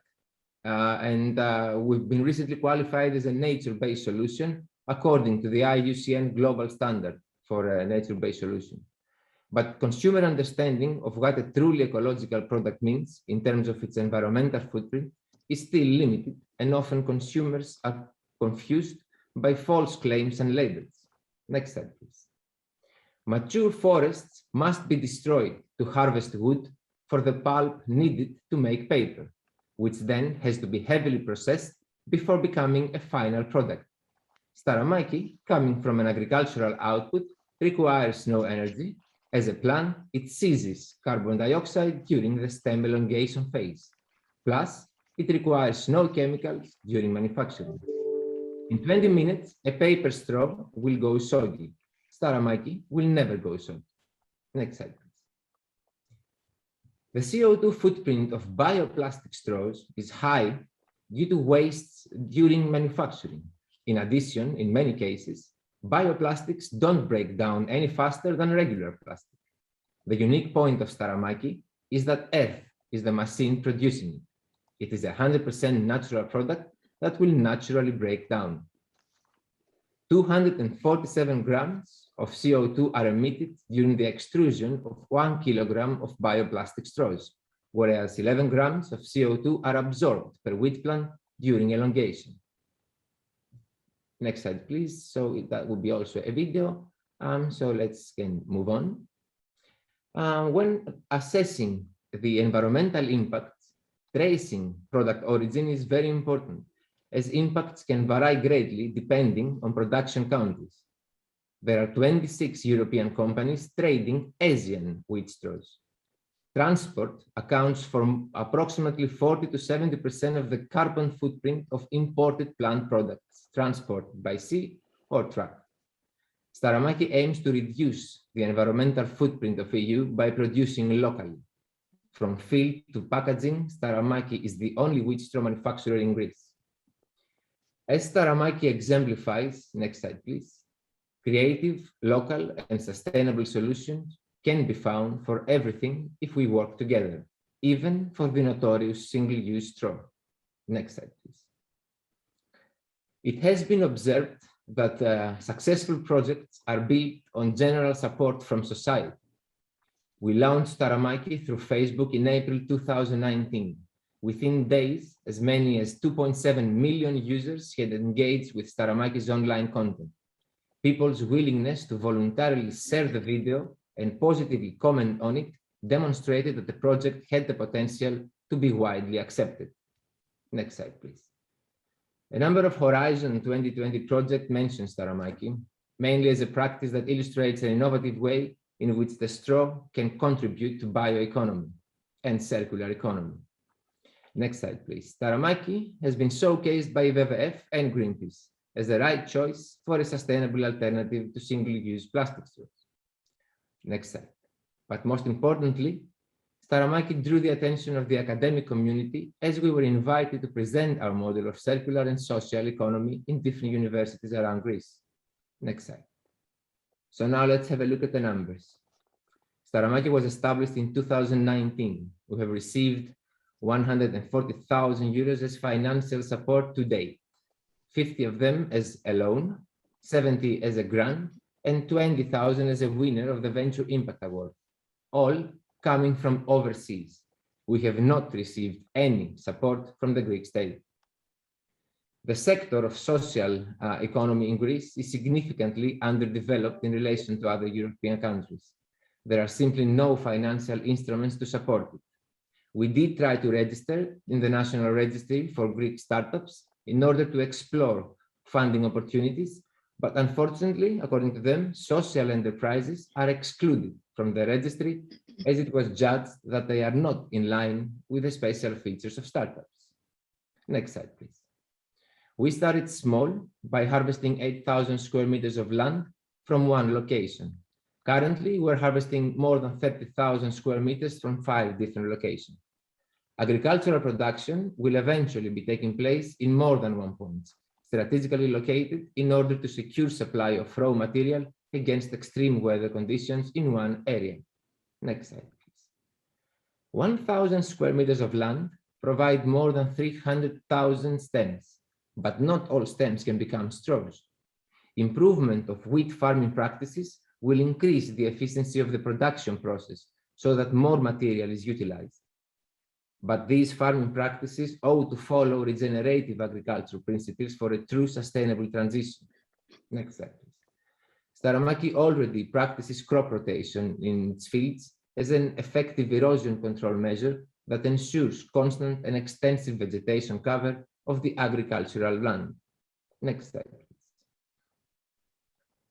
And this is a video. So yes, another circular action taking place is the indirect returning of straw after subjecting the straw to long-term composting period, where it is mixed with spent coffee grounds before putting it back into the field. Implementing straw return in this area is important to ensure high productivity, along with conserving water, fertilizer use, and protect ecological environment. Coffee grounds contain more nitrogen and potassium than common organic materials and have the potential to be used for energy and agriculture. Next slide, please. And one more. So that's a video. Moving forward. Yep, moving forward needs hard work, commitment, research, but most importantly, support. It is difficult to receive support as a social enterprise. We, next slide, please. We are excited to work with Nestle and very proud to reflect the principles that meet Nescafe's objective towards sustainable development, innovation, positive social impact, as well as an eco-friendly product coming up to Nestle's high-quality standards. Next slide, please. We need to attract investments earmarked to circular economy, social economy, investments that support sustainable agriculture and efficient use of resources, investments that will enable us to increase the production output while also lowering production costs. Next slide, please. Successfully communicating the social value of Staramaki while efficiently reducing its cost through strong and lasting synergies with key companies will allow for a steady increase in sales volume. And final slide. The recent economic depression, the global pandemic, and social crisis has made the need for innovation to address social challenges even more apparent and acute. It has raised debate and concern for a different approach towards achieving well-being. Staramaki, through social innovation, is bringing growth and social value at the same time, demonstrating that there is room for innovative thought in Greece and that circular economy can become a fertile field for dreams to grow, because dreams are the seeds of change, and nothing ever grows without a seed, nothing ever changes without a dream. Thank you. Thank you, Stefanos. That was excellent, really great, super. So maybe one or two questions on that then, Stefanos. So I love the idea when I spoke to you about your social innovation. And what are the wins of combining social innovation and the circular economy? You alluded to in the presentation that there aren't a lot of people combining both, but the wins or the benefits of that we could learn from. I think it is a win-win to combine social economy with circular economy, because by definition, if you think of it, circular economy it's all about returning and circulating this extra value which has been created or could be created. So this extra value needs to return to society if we need to truly make a difference and transition towards a new model. At least that's what we believe. We need to combine these two in order to not just produce, let's say, better things, but produce it in a way and so that it can help not only the environment but also the progress of the society. Yes, very good. So so I guess, and there's a lot of alignment there, you're looking to build, when we spoke during the week, you're looking to build local regions and develop communities. And how do you see, how have you seen with Staramaki how that has developed from a local community aspect? What's the impact? locally, the impact, of course, is involving more local, let's say, producers into the venture, trying together with them to change the existing agricultural practices. In terms of people, let's say, the support that we've received so far, it has to do with also the social aspect of the enterprise, not just the circular aspect of it. Great, great. Okay then. Okay, that's great. Okay, thank you, Stefanos. We'll come back to you in a few moments. So are we okay to go, Sally, on Frylight? Yes, if you can hear me, everything is good. You can hear me well? That's fantastic. That's fantastic. Good. Okay, so Sally from Frylight. Thank you, Sally. Okay. Many thanks for inviting me to this presentation today, and yeah, to give me the opportunity to share what we do in Frylight. And so really, just to start with, I'd like to give you an overview of what Frylight is, for those of you who may not be familiar with our business. So we are a fresh cooking oil and fat supplier who have been operating for now over 30 years across the island of Ireland. Now, we would supply over 7,000 to 7,000 customers, which equates to approximately just over 11,000 sites across the island of Ireland, and supplying to the likes of hotels, manufacturing, restaurants, cafes, mobile food vans, fast food outlets, the whole area we would cover.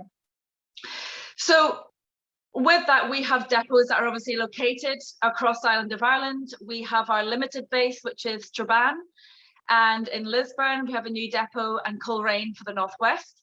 And then down south, we have Dublin, Cork, and Galway. So if you can change the slide there, please. Yep, can you change slide? Thank you. And yes, so not only do we supply fresh cooking oil to all of our customers, we also provide a used cooking oil collection service. And this is really where we tie into our circular economy, our sustainable involvement. So we collect our used cooking oil and fats from all of our customers across the island of Ireland, but also those customers that maybe we don't supply initially, for example, bakeries or dairy producers for butters and so on. Next slide, please. So, yeah, next slide, thank you. So with this material, and this is really the interesting part, our material then, the waste cooking oil and fats, is collected back to all of our depots across the island, and then is transferred to our processing depot in Strabane. That oil is refined to take out the impurities, the solids, the food waste, that is then sold on to biodiesel manufacturers in the Republic and in the continent and in the UK mainland as well. So directly you can see that we're already part of the renewable energy story and have been for nearly 30 years. But not only that, it's really important to sort of understand that what we do extends beyond just the supply of our oils into biodiesel. So Frylight is committed in the materials that we source. So for example, of all the fresh oil that we supply, we use reusable packaging. So our plastics are all a resource that's able to be reused and recycled to put back into the plastics manufacturing. And that obviously helps there with regards how we accrue our packaging data and our compliance requirements for our packaging recovery notes and meeting the single-use plastics target where we minimize the use of single-use plastics. So the majority of our plastic is reusable. Not only that, obviously we're a distribution company and we operate all of our own fleet.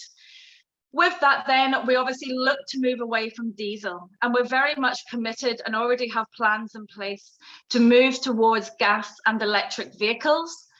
And again, that's really tied up with regards how those technologies are advancing. And we're currently in trial phases on our large tractor units and also our smaller vehicles like vans and trucks that operate across the country.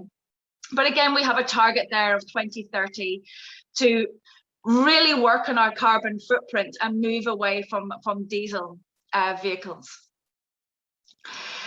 In addition to that as well, we're very much aware that just because we're already part of the renewable energy industry, we're already, you know, a big tick in the box towards sustainable energy and our business model.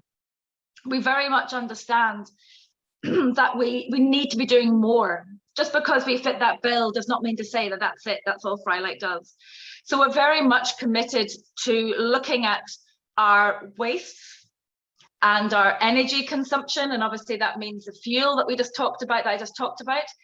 But part of our process also involves sludges and food waste that comes as a byproduct of our refinement. But that material is also a resource, and a very valuable resource. And we would see over the years that in the likes of Holland and Denmark and Germany and Sweden, these materials are very much sought after. So really they're miles ahead of where we are in the UK and in Ireland on appreciating that material as a resource. So we're working really hard to try and bring the value of that material up. So we work very closely with the anaerobic digestion facilities that we currently send our sludges to, all of our sludges from our process, and they are located in Northern Ireland. But obviously looking at how can we refine that material, how can we create a better sludge, a better quality material that we can then market and people will look for.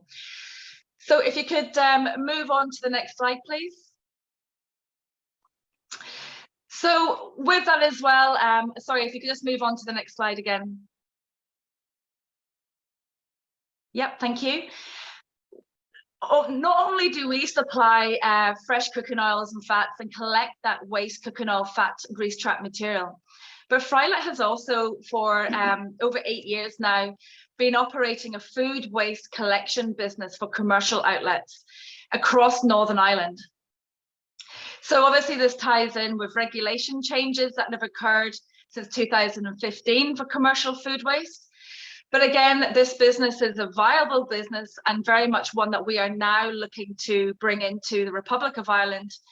And it's very much an exciting time for us as we see this as being a great opportunity to tie in with the movements to be better with waste reduction and waste disposal.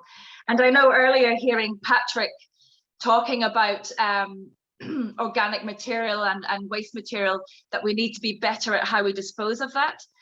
We're very much on that already, and we're looking to work on improving that. So that material currently goes to anaerobic digestion facilities in Northern Ireland, again into the renewable energy story.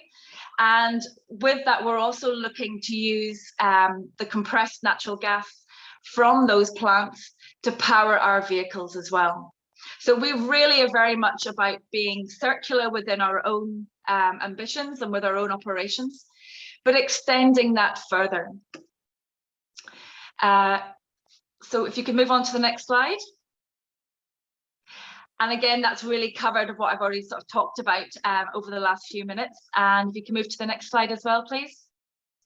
So really, I mean, quite short and to the point, I think it's very important to be aware that, as I mentioned earlier about Frylight already involved in renewable energy, already part of that for many years, is that there is very much the opportunity for us to become more circular, for us to collaborate with other businesses and organizations to improve how we can be more sustainable. So for us in Frylight and for myself and my role looking after sort of sustainability and environmental management, we very much want to look at the likes of the UN Sustainable Development Goals and how can we build our business model to fit in with that and to review what we do as a business to be more sustainable, more energy efficient, but also more successful as a business.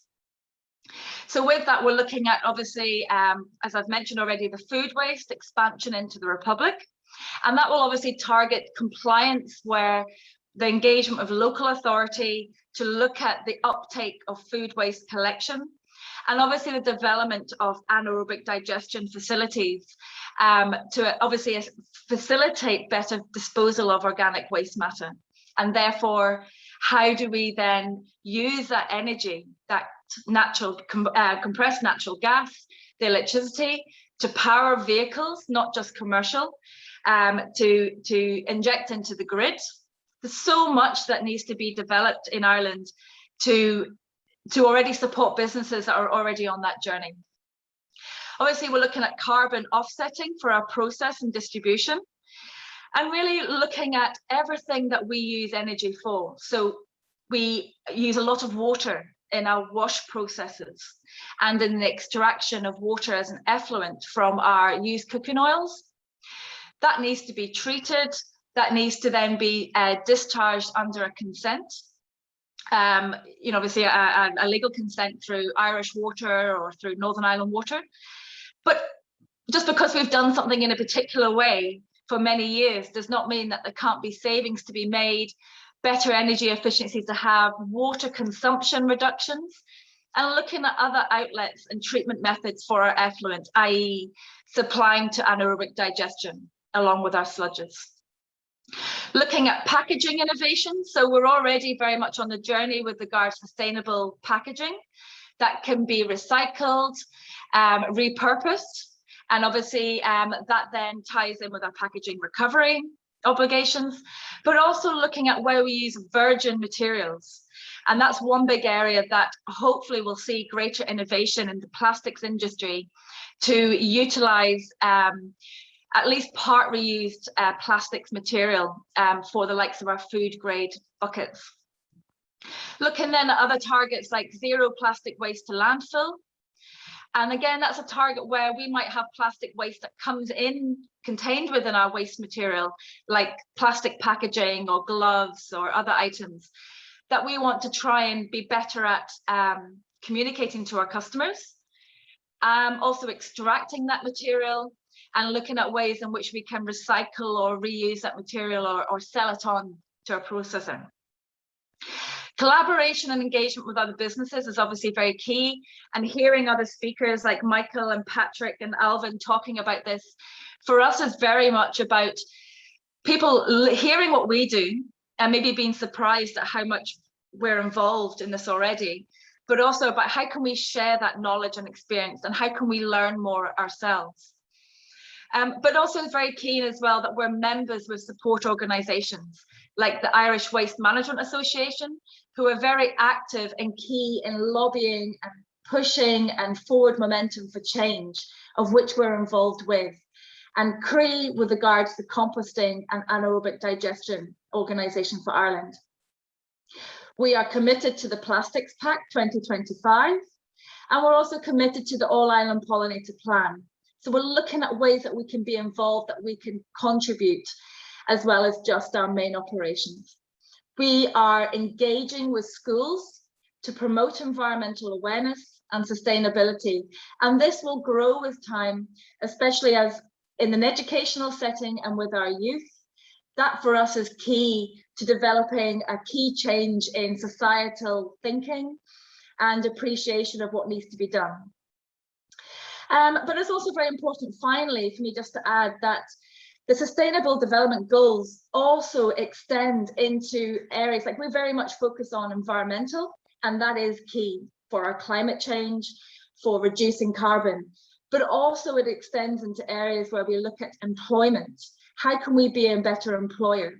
How do we provide better welfare, health and well-being for our employees too? So really, look, I hope you've enjoyed that presentation, and I hope you are more enlightened about what Frylight does. And if you have any questions, I'll be happy to answer them. Thank you. That was fantastic, Sally. Well done. Really great. A great overview of what Frylight does. Really interesting. So maybe just for a few moments then, so what are the key policy drivers that have been driving Frylight?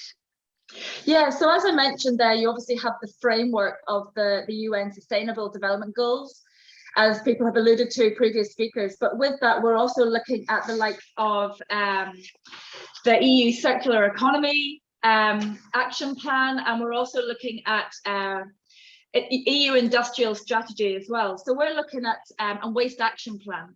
So we're looking at really ways that we can improve our innovation with waste prevention and reduction in our own operational output, but also how we can work with our customers to educate, to bring on board what we're doing, to come on the journey with us.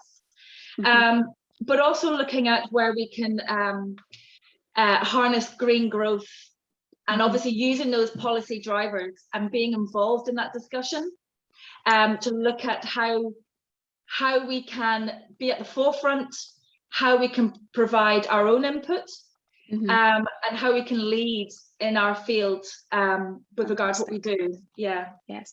And on that green growth piece there, actually, if any questions to our panel, please come in and the chat box. But on green growth, so if I'm an SME and I'm listening here, what would you say the advantage or the directives being driven from a green growth aspect? Yeah, sorry, Mary, you're sort of cutting out a wee bit there, but I take it the question is, what would you say would be the benefits of that for SME? That's for sure, yes, yes. Yeah, so it's a really interesting question, and everything, all the speakers from Patrick and Michael and Alvin so far have all talked about the benefits to SME businesses. So for looking at Frylight and looking at other businesses and what we've done, the journey that we started, it's very much about, okay, what do we do? What is it? A packaging we use? Is there a lot of energy that we consume? Do we have a fleet? Do we use a lot of water? Do we have a wash process? Who are our customers? What do they want? What are they looking for with regards to being sustainable and circular? All of that we want to be, to look at being better at, and obviously attract better business, but also be able to be more circular. So for other businesses, I'd say start with small targets that maybe look at what is your waste? What waste are you generating? Where does it go? Can that be done better? Is it locally disposed of? Is it sent abroad? Can it be reused? And looking at, you mentioned, somebody mentioned earlier about Circulera, and looking at being involved with regards initiatives, synergies to, our waste is an AD plant's resource. It's an energy supply, of course. Yes. So looking at that, and I think procurement, looking at sustainable procurement, where do you buy your products from?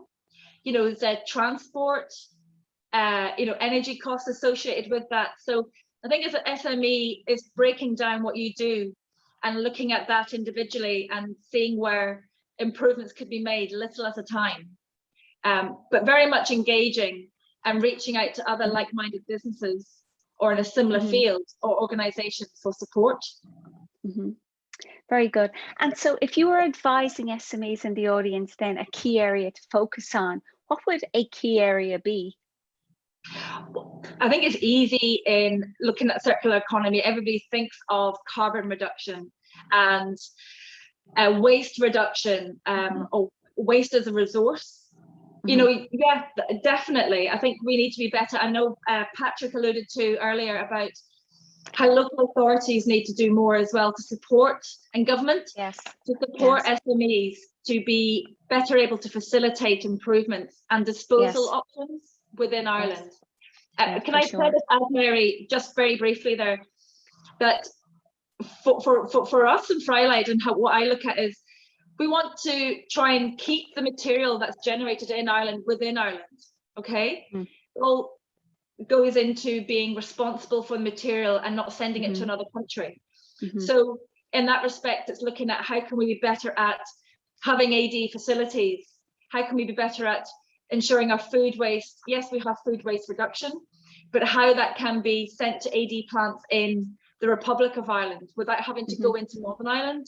Yeah, it's being overall more responsible in how we manage that. Great. And I suppose maybe we'll put this back to the panel, Sally. So Patrick and Alvin, if you're still there, if you'd like to join us, and Michael and Stefanos. So I guess there's a part here around, you know, Stefanos has talked about the social innovation, and we've talked about circular economy, and maybe incorporating that into building our ecosystem. Maybe Patrick or Michael, you might just, what are your thoughts around that whole piece around what Stefanos is doing around social innovation, and how we could do something similar from Ireland or learn from that? Yeah, well, I might start there, and then if Michael has anything to come in after me. So I think from a social enterprise perspective, there's a very clear need to examine how we piece together, for example, people who are working in agriculture or forestry or the marine in primary production with industry and economic actors who are processing biological resources, because the processing groups are very heavily reliant on the sustainable production of the biomass in the first instance. And as we know, our agri-food sector, our primary producers, they have issues around the social sustainability of their work and the price that they receive for their produce. And to have them as, you know, they are really important because they are in our rural and regional economy. They're spending their money locally, but they're also managing our environment, and they're also, I suppose, keeping our shops and our businesses and our local towns in motion. So yes, we have to find a value chain and a business model that not only supports the environmental elements, but supports the social elements. And I think, so one of the things that the government is very conscious of is that one of the big issues, as Alvin has pointed out, is that in this game-changing types of facility, and Sally is referencing it in terms of AD plants, is that there's infrastructure that's needed. So, for example, in the Rural Regeneration Development Fund that's run by the Rural and Community Department, for this year, there was an opportunity to scale up science and technology in operational settings, which is a significant cost to a business, but offers a game-changing opportunity to introduce new ideas. So that's one of the points, Mary, the model of the business and how the government can de-risk the take-up of these facilities. Two really good points. And thank you, Patrick. And Alvin, you talked earlier about the regulation piece. And how do you think we could, or what could be done from a regulation aspect of the circular economy? Yeah, I think one of the best things that could be done is to look at all the regulation as a whole, get all the different, I suppose, players, groups, partners, you know, interest parties kind of together and see if there's areas where that could be improved in terms of fast tracking things. I think probably one of the things as well is if we're looking at valorization of maybe new kind of waste streams or something that wasn't really thought about before, is just having the knowledge and understanding of what is the regulation surrounding this material, you know, what can actually be done with this, because it might not be very clear what it can be used for, but where it can go, you know, and you know, that type of thing. So I suppose making, a snapshot of the regulation for each part of the circular economy or each part of the bioeconomy very clear to new entrants might be an advantage. And then also then for existing players in the circular and bioeconomy to maybe look at what areas can we collectively as a country and, you know, with the different groups here today, what areas can we look at maybe accelerating or improving on certain roadblocks and things like that. So yeah, that's kind of what I would say might be a good thing. Okay, thank you, Alvin. Any other comments just from a regulation aspect, Michael? No, Mary, but can I go back to your question around the circular economy and social innovation? Perfect, absolutely. I have positive and negative kind of thing. I think it's important to think that, Stephanos is very, how he's wed the two together. And I think in rural communities and indeed our rural policy should be a lot more bold. And I would think for Patrick in the department there, I would think in particular around European funding coming under LEADER. I think there's really a need for almost a refocusing there to say, rather than continue to do what we've always done, whether that's, and that's in a lot of areas, small business support through Enterprise Ireland, LEOs, but also I think under the LEADER companies. If it was more focused to say, like, we will fund significant projects in the circular economy area, because as we heard from Alba, I mean, there's a cost implication for some of these projects. So great if you can get 200,000, but actually what you might need is 500,000 or 1 million. So you need scale.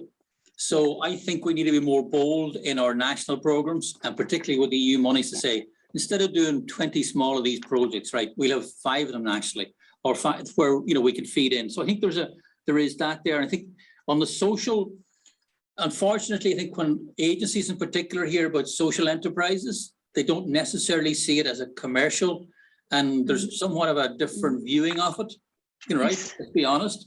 So I think that, as well as that, sometimes the social enterprises don't have that commercial focus. So just had a listen to yesterday to Siri, Social Enterprise Republic of Ireland, just talking. They were saying, like, we're very much focused on commercial focused with an impact. So it has to be an impact. So I think, I think there's lots of areas for discussion here and changing the ecosystem, but I think it needs for agencies and particular policy to be I would say a bit more brave and a bit more innovative. Yeah, right. Okay, that's really interesting. Yeah, that whole piece of the social enterprise and how we think of them, and I suppose our goal going forward, when we think about what Sally Ann has said as well, our goal going forward is economic, but it is environment and societal as well. And it is that piece about how we're looking to build rural clusters and regions, and it's that combination. And I think there's probably a mind shift around going from economic to including both the environmental and the social impact. So it's certainly for sure. Sally. Yeah, I mean, just to add to that, Mary, as well, it's very important for Frylight and for many other SME businesses. The customers are our lifeline. Without our customers and without harnessing that relationship with our customers and continue to provide an excellent service and building on that. But what we're finding is that, yes, we have many, many, many small customers, but we also have, and they're as equally as important, but we also have many large organization customers. And they are very much on the ball when it comes down to circular economy, sustainability, social social benefits with regard to how you employ, how you employ your workforce and how you treat your workforce. So for us, it's not just environmental, it's a whole package. And for business and for SMEs, when we look about what sort of advice can you give to them, and if there is a customer base, that's really reach out and look at what the customers want from you. What are they looking for themselves? Because we're all becoming more responsible and we're becoming more aware. So for us, we really are aware of that as a business opportunity as well, to really focus on what our customers expect and not just in the service that we provide. Yes, very interesting. So Stephanos, I'm just going to bring you in here, a question on collaboration. And I guess what we could do together to collaborate, or what we could learn from your project, Stephanos, in Ireland. I think collaboration is the most important thing. Finding the right people to not necessarily use the word work, but to have them next to you in this journey of circular, let's say, economy. So collaboration, people and companies need to be able to discuss with each other, and probably have the platform for that to do so. It's not easy sometimes to go out and speak to other companies or people, and I think, and this is a great opportunity for doing so. So thank you for your invitation and for participating. Great, so thank you, Stephanos. So I guess on that note on collaboration, if we put it back from an SME aspect, and we don't have questions coming in, so we can finish up with 1 or 2 questions. From a collaboration aspect, from sitting in the SME side, what do the SMEs need to do themselves from a collaboration aspect, from a networking aspect? what would you suggest? Anyone like to take that question? How can they be more proactive in this space? Alvin, perhaps?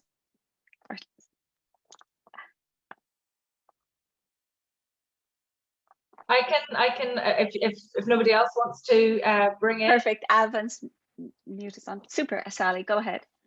Yeah, no, it really just reflecting what I had mentioned before when you talk about collaboration. There are many support organizations out there. And yes, some of them are cost memberships, like the Irish Waste Management Association, for example, or free for composting and anaerobic digestion, or Circulera.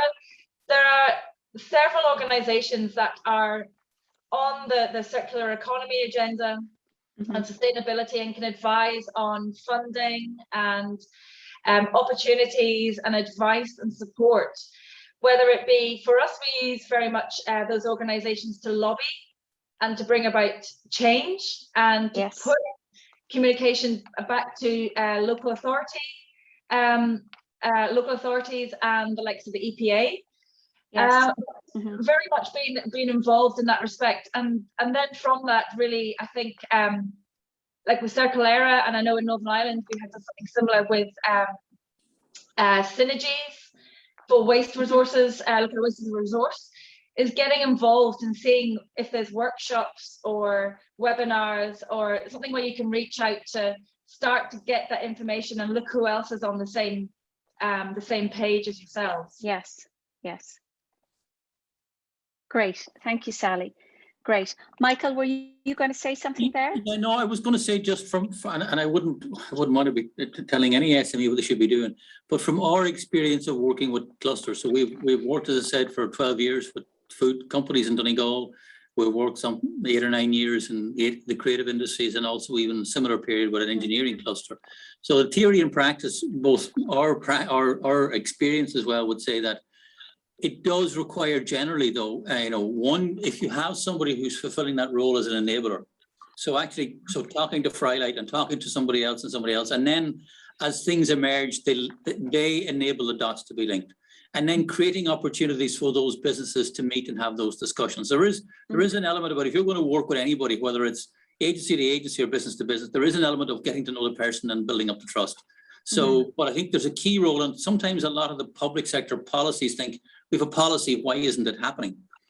So you have to take it and how do you implement it? And generally that does take somebody actually to engage with the businesses and then assist them in that, because a lot of businesses are trying to, Sal was saying that you have to, and Sally, it is about customers and serving their customers. So that's their focus. So the other thing is something maybe they may not have the time or resources to do, but if you have somebody there to enable that happening. And that, can I bring it back to our action plan? It's one of the key recommendations I did. If you're really serious about this, then you need to resource it. Yeah. That's really good. Yeah. Okay. Any final comments before we finish the panel discussion? Is there anything there you'd like to add? No, super. That's great. Thank you to our speakers and our panel. So we've no questions, other questions. So what we'd like to do now is to finish up, and I'd like to thank you all for today. I think we had fantastic speakers. Sorry about that.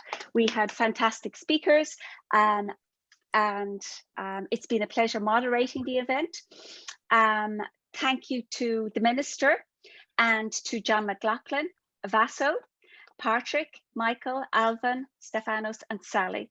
And also a big thanks to Donegal County Council, Maura and Ivan and Michael for organising the event and putting the event together. And there's a great action plan there and what they're doing. And with excellent speakers and even the combination of cases from Stefano to Alvin, what you're doing in Hexafly to Frylight was really good. And your insight, Patrick, as well. Thank you for that. So to the audience, thank you all for joining us and getting involved in the circular economy and really to building a bigger and brighter future. If you have any questions, you can go back to Donegal Leo office to Maura and Michael. And they'd love to field those questions. If there was anything we talked about today that you want to know more about, be that the funding or the funding mechanisms, they can certainly put those queries through. So it's been a pleasure, and thank you. Thank you, Thank Maura. you. Thank you, Maura. Take care. Thank you, Mary. Thank you, guys. Thank you. Thank speakers. you.